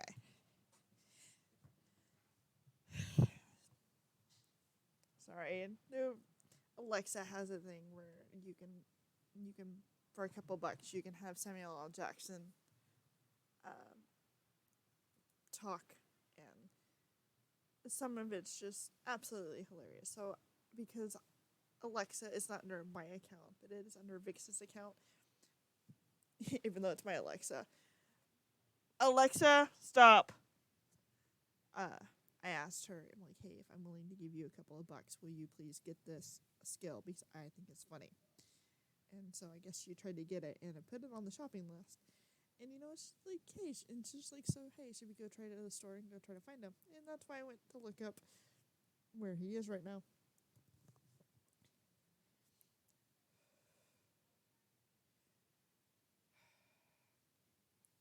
Anyways.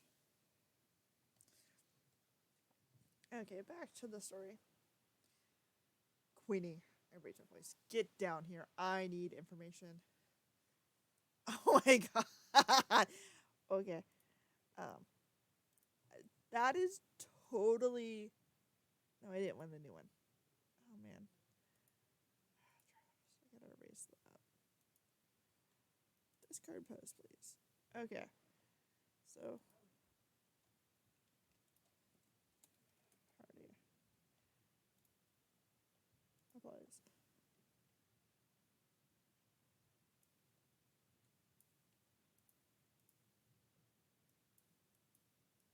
Sorry. Oh, not...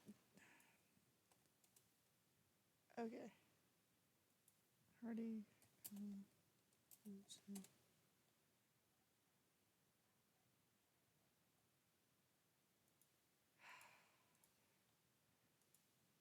Alrighty.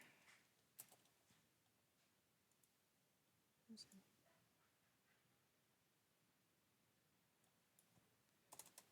Ask him what the weather is. I asked him to tell a joke, and he says, I don't know what that is. But it knows what 2 times 2 is. Poor Samuel Jackson. He's got a lot of. There's so many fun. Alexa, ask Sam what the weather is like outside. Wait, I'm going to ask it on that one because I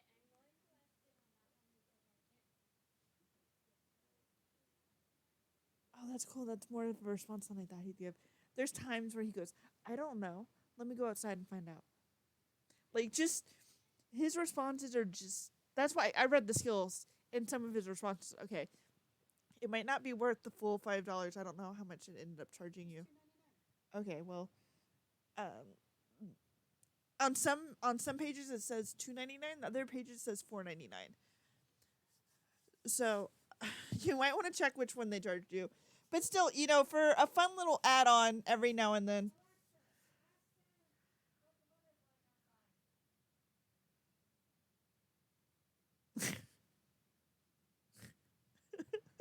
He just told you he'd go look outside for you. Oh no, he's got several responses, sweetie. But he's on the clean. I thought so, and of course, with Corbin in the household, I wouldn't ask for anything else. Besides, he says some funny clean stuff too, and I think he might have his unclean responses bleeped out on some of them. But he's just a funny guy in general. Oh yeah.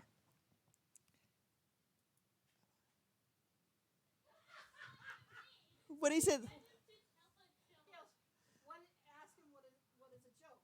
And he goes, what do you call a dinosaur farm? A blast from the past. That was a joke. That's an appropriate one to give That Corwin. was a joke. Why is it when I ask the Okay, but Corwin, you have to remember Alexa isn't 100. Alexa, stop.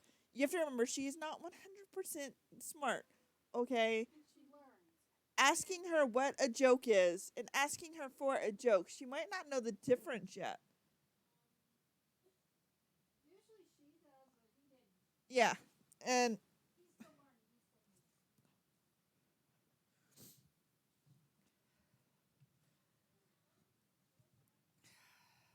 learning. okay. I don't know if I said this response yet. I just know I read it and had to make it in a who's who, and of course got sidetracked because family. Yes, Detective Sweetups. Never call me that again. I need to know what happened between the moment you saw me get shot and when Swift took off her ladybug. Everything. Queenie wiggled her forelegs and then raised one wing and an arm, and one of the swarm zipped out, alighting on the tip of my nose. Are you prepared, Detective? Sunshine, sunshine, lady. Bugger it. Just let me see. Most trips into the SE Collective feel like a passing down a long, dark tunnel at high speed, and while not painful, aren't for the weakest stomach. I'd never asked a ladybug for a recall before. If you'd ever put a tape in a player, then rewound it, that's what it feels like. My whole conscious awareness running in reverse, forming a coherent thoughts in the condition was impossible. The light of many ladybugs drifted around me, whizzing by in swirling swarms. Space, if anything, in that strange place that could be solid space, seemed to twist like an image seen through flowing water.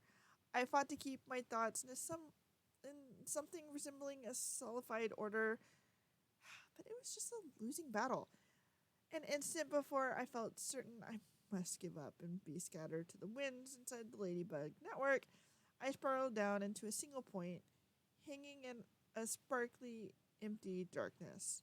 Sensations came first. My face was wet. Wind was blowing at my body. My shoulder ached, though not in an unpleasant way. There was a persistent pressure in my bladder and what felt like lead weights in my stomach. Is this Swift? I asked, but there was no answer. Sound came next.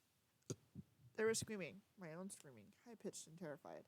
I broke off the shriek, and my lungs are aching as their air refused to enter them anything but sharp gas. I could feel a hot stickiness on my face, and hooves whistled off of the high altitude, invisible fingers tugging at my wings. Poor kid followed me into Cosmo's office and hadn't even mentioned she needed. Oh my god! 1 second.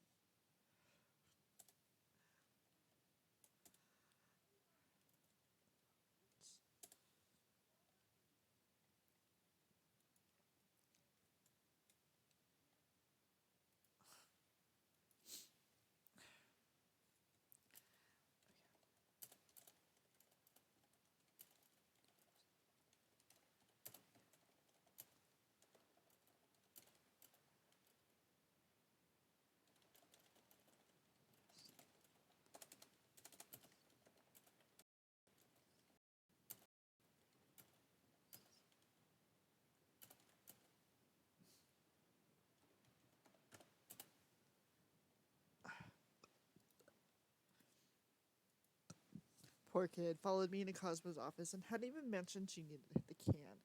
I thought another voice was there, but distant and muffled by winds. Vision burst, stuttered, and then solidified into masses. A body laying on the floor, its eye sockets burned open, with the force of a high caliber rifle round, and another more familiar personage clutched feebly at the lacquered box as his dumb ass bled out from an enormous chest wound. His coat spread out around him, soaked up, soaking up the gushing blood. He twitched once, held out its hoof towards the open window as though somebody was there, and then laid very, very still. Taxi, her blade flopping around her, was shouting something as she stood over my corpse, but I couldn't make it out. The air blowing in from the broken window was too loud. Altogether, it wasn't the image I'd ever hoped to be able to play back for myself at any point in my life, least of all now. My trauma plate was nice and full. I studied the scene as best as I could from the mindset of detachment, noting the trajectory of the bullet and the spray from the glass. For a minute, I was just any of 100 bodies I'd seen. Swift's vision swiveled towards the broken picture window, and in the farthest distance, a black dot sitting on top a tiny, drifting thunderhead. Taxi tried to move towards her, but she'd already braced her rear hooves and spread her wings. 1 second, she was inside, and the next, she was blasting out over the Monte Chabelle, her all-powerful wing beats propelling her straight at the black dot, which quickly resolved itself into a general shape of a pony. Leaping backwards, the sniper dropped off the cow perch, spread their wings, and blasted into the sky. They were still too far away to make out details, but Swift was closing quicker than the assassin was escaping. Giving a glance back, the sniper must have realized there was no escaping, banked, and then shot straight upward faster than I'd ever seen the Pegasus climb. If that piece of flying was impressive, it was nothing on the maneuver Swift pulled. Her feathers tilted downward, and she dropped her rear legs, using the additional drag to bring herself inside the sniper's curve of ascension. Using her front knees, she kicked her trigger into her mouth and fired. The sniper juked as the cloud beside their face split open by the passing bullet. Pulling up quickly, the black figure dropped sideways into a base of a roll. It had been a miss, but it had cut the ascent short before her target could get out of range. Closing now, I could see the masculine shape of the killer's shoulder, his tail a rich red wine plume bundled tightly against his rear leg, with the same stumpflyer braid that Swift wore. He appeared to be wearing some kind of dark, full body armor that covered nearly every inch of pelt. The gigantic rifle strapped across his back should have been slowing him down, but gave no sign of encumbrance. They flew on for a time, bobbing back and forth, an unpredictable pattern that would spoil all but a close shot. Every wing beat made the distance between them shorter, but the gun pony seemed to know that, and he was headed for a cloud bank, drifting off of one of the weather factories. Swift put on a little more speed, trying to catch him before he could make the cover.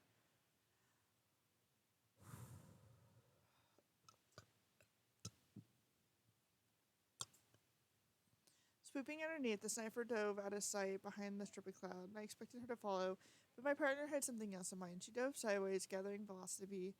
The air between her wingtip as she was starting to shriek as she tilted back around, circling sideways horizontal to the cloud bank her prey had disappeared into.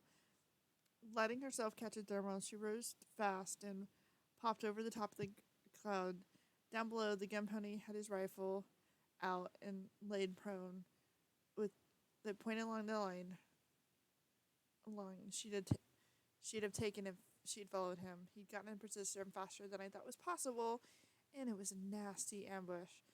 He might have had 3, possibly 4 shots before she could draw a proper breath.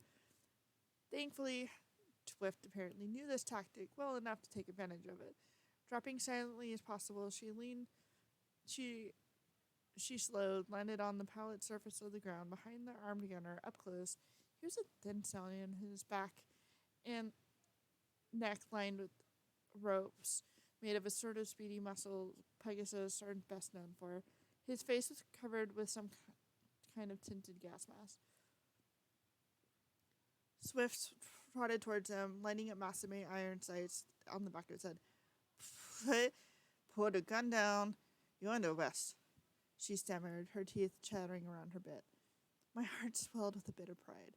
The kid was terrified, but even as I laid dead in a nice big puddle of blood back in King Osmo's office, she was still trying to be a decent cop. I am not sure I could have managed that if our positions were reversed. The sniper jumped as he realized he'd been made, swinging his rifle around in one swole motion, using his wings to balance a zero position. He could have dropped through the clouds if he'd been on intent on escape, but nobody expects someone by a weapon. But nobody expects someone covered by a weapon to change targets that fast. It may not work in the movies, but in real life, a properly reactive gunner can put you down, surprised or not. 1 second he was aiming at the end of the cloud, the next he was bringing towards his forehead. I prayed. Though I knew the outcome, I still, in that breath between intent and action, I prayed. And he hesitated.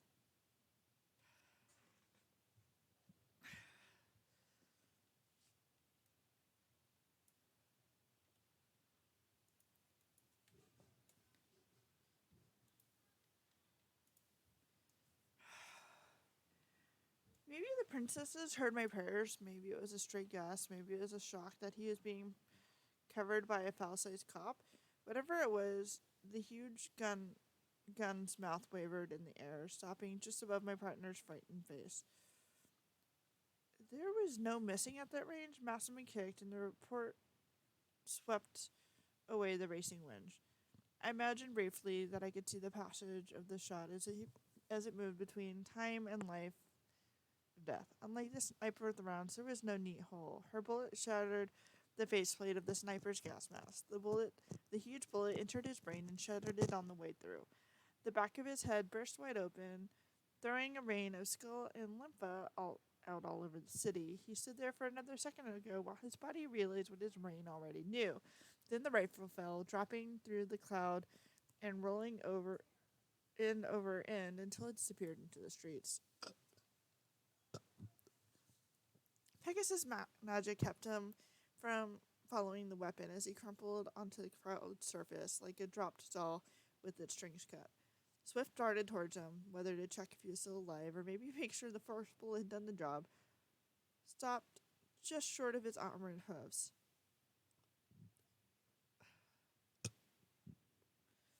She held there for a long time, her gaze drifting out over empty space. I realized she was reluctant to examine a dead body as she'd been on the day that I met her. Instead, she started searching for identifying markers, all while keeping her eyes off the face. There weren't any. The armor was totally nondescript and very precisely generic. Similar stuff could be bought off the shelves at any decent military or police service. There were no patches. Some pony had even filed the serial number off the end of his cartridges tucked into the suit's belt. The gas mask was almost split down one side while the snapped on the frame through. A, a bit of purple fur was tangled in the edge of the mask, bunched up around the pony's neck. Cocking her head, Swift tugged it with her forehead, fiddling with the strap around the back. When it came free, she squeaked and fell on her backside with the broken mask clutched in her legs. Slowly, she peered over the top of the mask's face. He was certainly a handsome thing, if one ignored the gaping wound. My partner shot him squarely in the eye, and not unlike the one he put through Cosmo, a perfect kill. The sniper's coat was the same color as expensive grapes, lavender fading into violet around the mouth. The mouth, his muzzle, hung half open, and those teeth, inch-long incisors jutting out from top and bottom, gums all the way around, creating a fraying muscle full of ripping.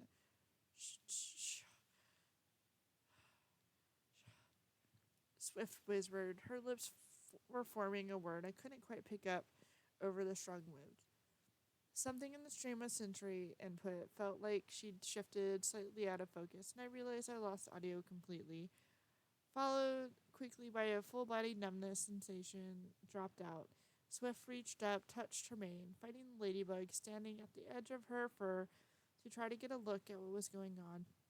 Pulling it down, she stared at the tiny bug on her toe for a long time. Then she swept it off. The images twisted, flipping back out of themselves in a very disoriented managing until I was hanging midair in front of the Pegasus' young face. One tiny wing buzzed on my back. Dual claws clicked against over in my mouth. My vision seemed to be 1,000 images being all played back simultaneously in a broken mirror. I was inside the ladybug. If being female was unusual, being an insect was 50 times so. Turning, Swift let herself fall through the cloud, and the last I saw of her was an orange streak charging through the horizon. Okay, I'm going to go ahead and give Swift a talking spot because she is a major player, even if she barely says a word.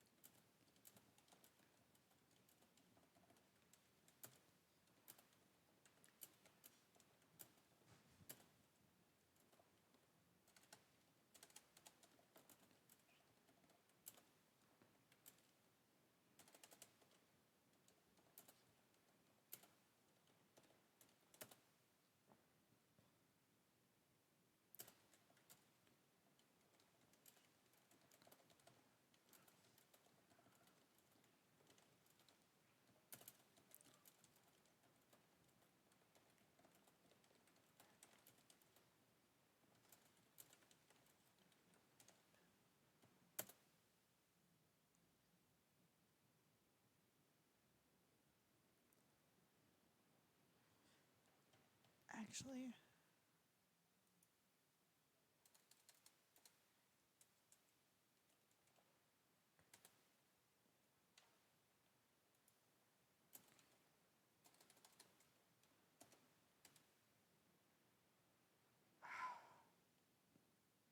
need to make sure that this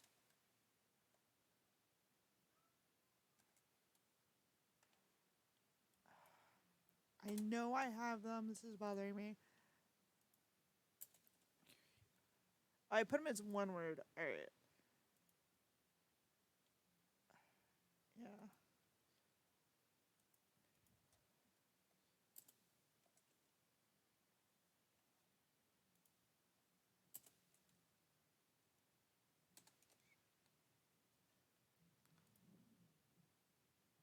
Okay.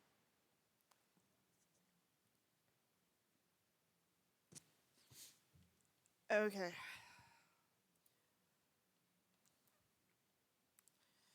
I came out of the vision with the start that had to and and had to consciously force myself to breathe. I watched myself die, sweet Celestia. There's not enough beer, vodka, or gasoline in the world to purge that image from your brain once it's there. I could try though. You know what? I intended to try. But that was gonna have to sit. I have to wait for Swift to be up and about. My hooves were shaking.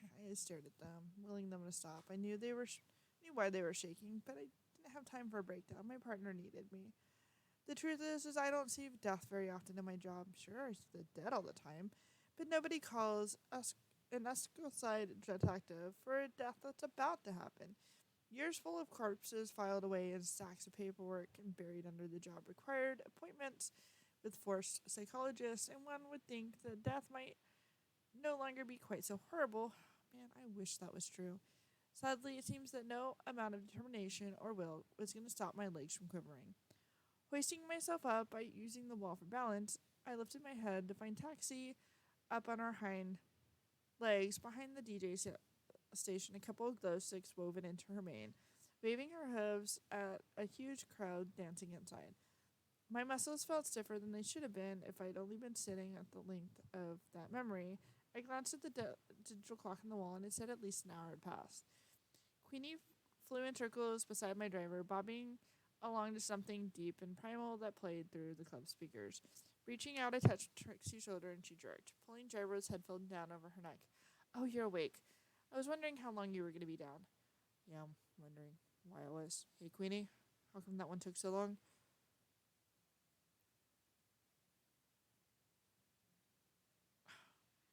The insect didn't stop its dance to respond. Funny minds to take higher bandwidth for memory play. Holy brains pop if you dump too much information on them at once.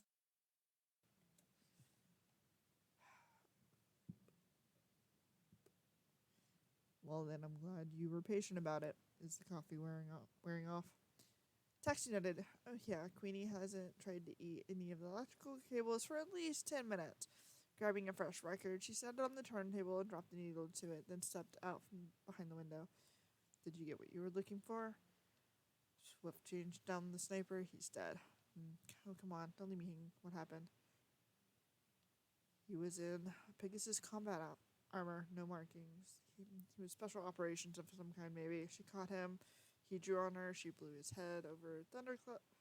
I'm betting it rained blood somewhere near downtown. That's disgusting. You're telling me you want to know the real kicker? Worse than a greenhorn killing somebody? Yeah. I tapped my cheek with her toe. His teeth, they were like hers. Whatever spell he's under, or she's under, he was final product. You think he infected her with something magical, like a disease? Not likely. She was eating meat 3 days before that. Whatever happened is going on before we met.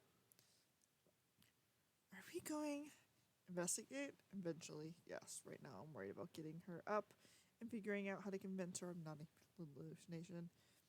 And then I've got to call in my favors and go see the archivist. A knock on the door of the DJ booth cut short any further direction. Who is it? Your beloved garçon, came the reply. Scarlet. Here it is.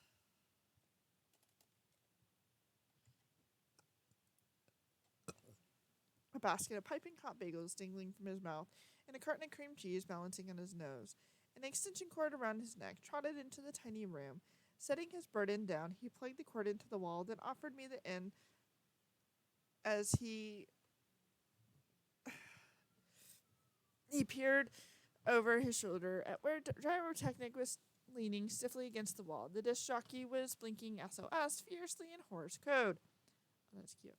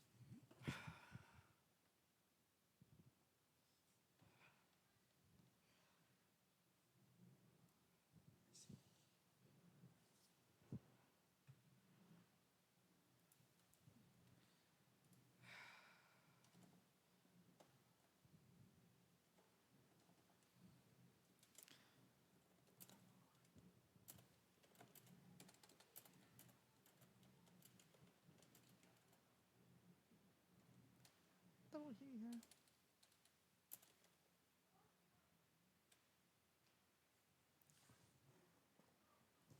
The disc jockey was blinking SOS fiercely in Horse code. Did I miss something? Stella's secretary asked.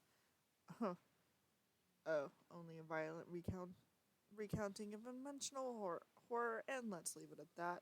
I picked up the cord and dipping my desk pouch, fishing through my pockets until I found the heart-shaped plug. Scarlet watched process the process with interest.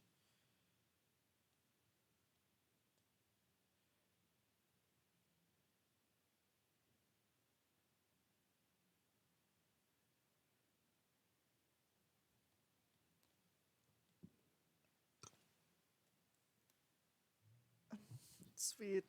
Could you? I suddenly feeling squeamish at the thought of pushing a piece of metal directly into my own breastbone. Fine, you big baby. Brushing aside my trench coat, she tilted the plug into the socket. The soft click, and I cringed, uncertain what to expect, until a feeling of soft warmth spread throughout my chest. How does it feel? Scarlet asked very softly. Um, it. I had to think about how to answer that. It wasn't a bad sensation, usually, certainly not something a pony generally is meant to feel, but then I'd had mornings where I woke up with headaches I'd sworn were sent straight from the pit. This was nothing like that. My eyeballs tingled in their sockets.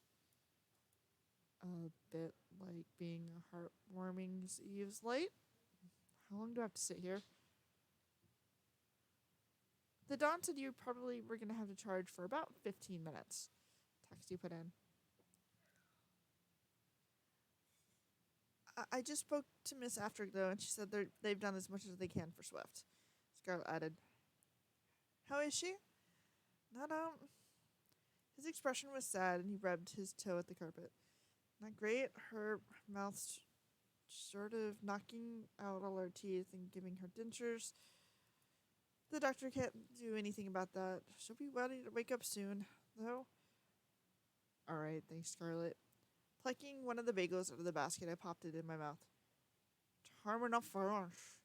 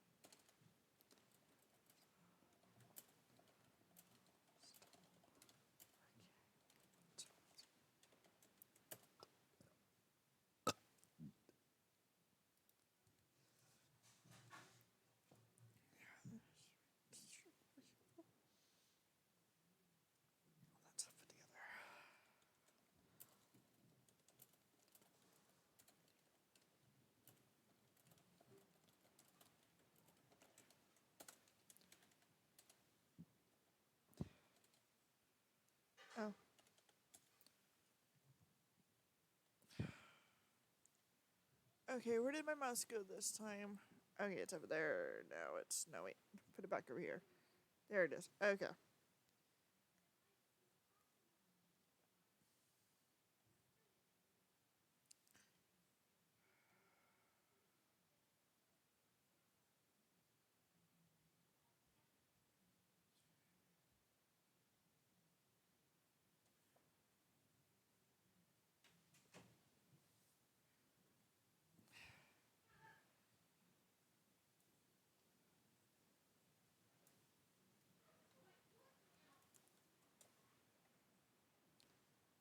Okay, I'm taking off the headset.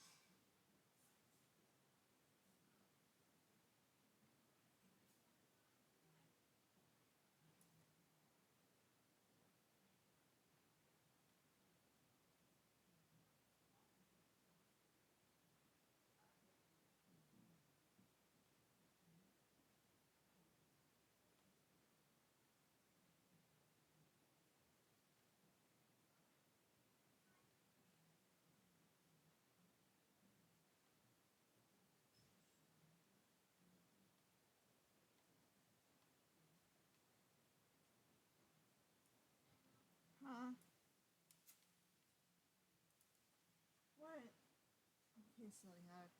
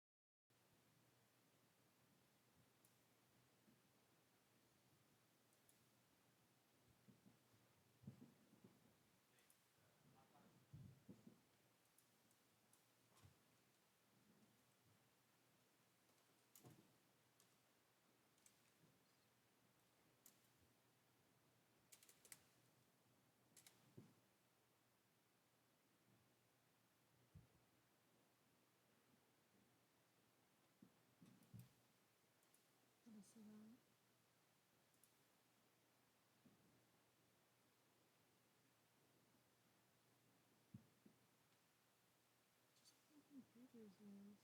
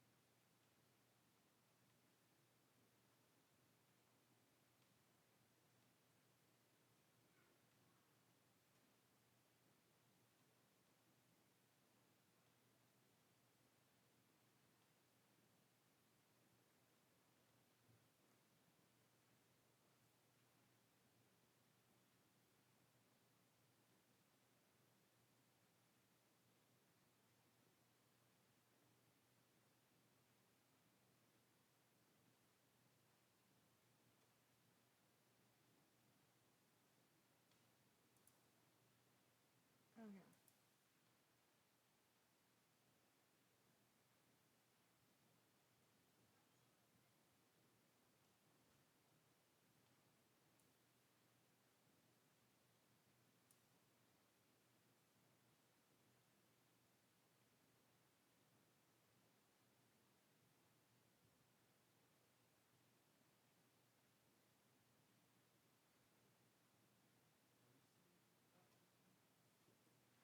Okay.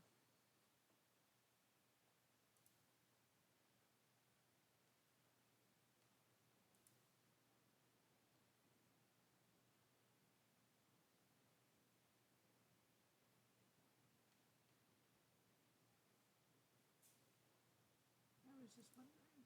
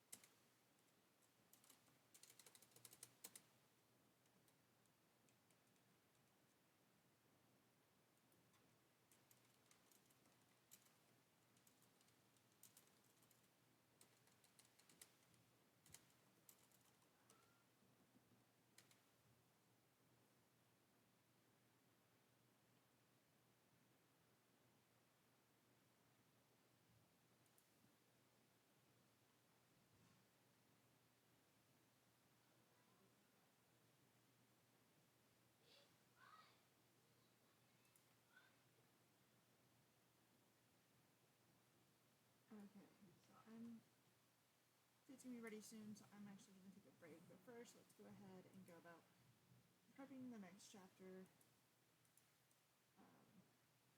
Because I will read again tonight. But I do need a buffer. Because I don't want to read Monday. I'll read tomorrow, but I don't want to read Monday. So we're gonna go ahead, update this, and come back here. Back to. We're gonna come here. Act 3. Which is July 20th. And here it's July 20th. And then you, it's 26, which is somewhere.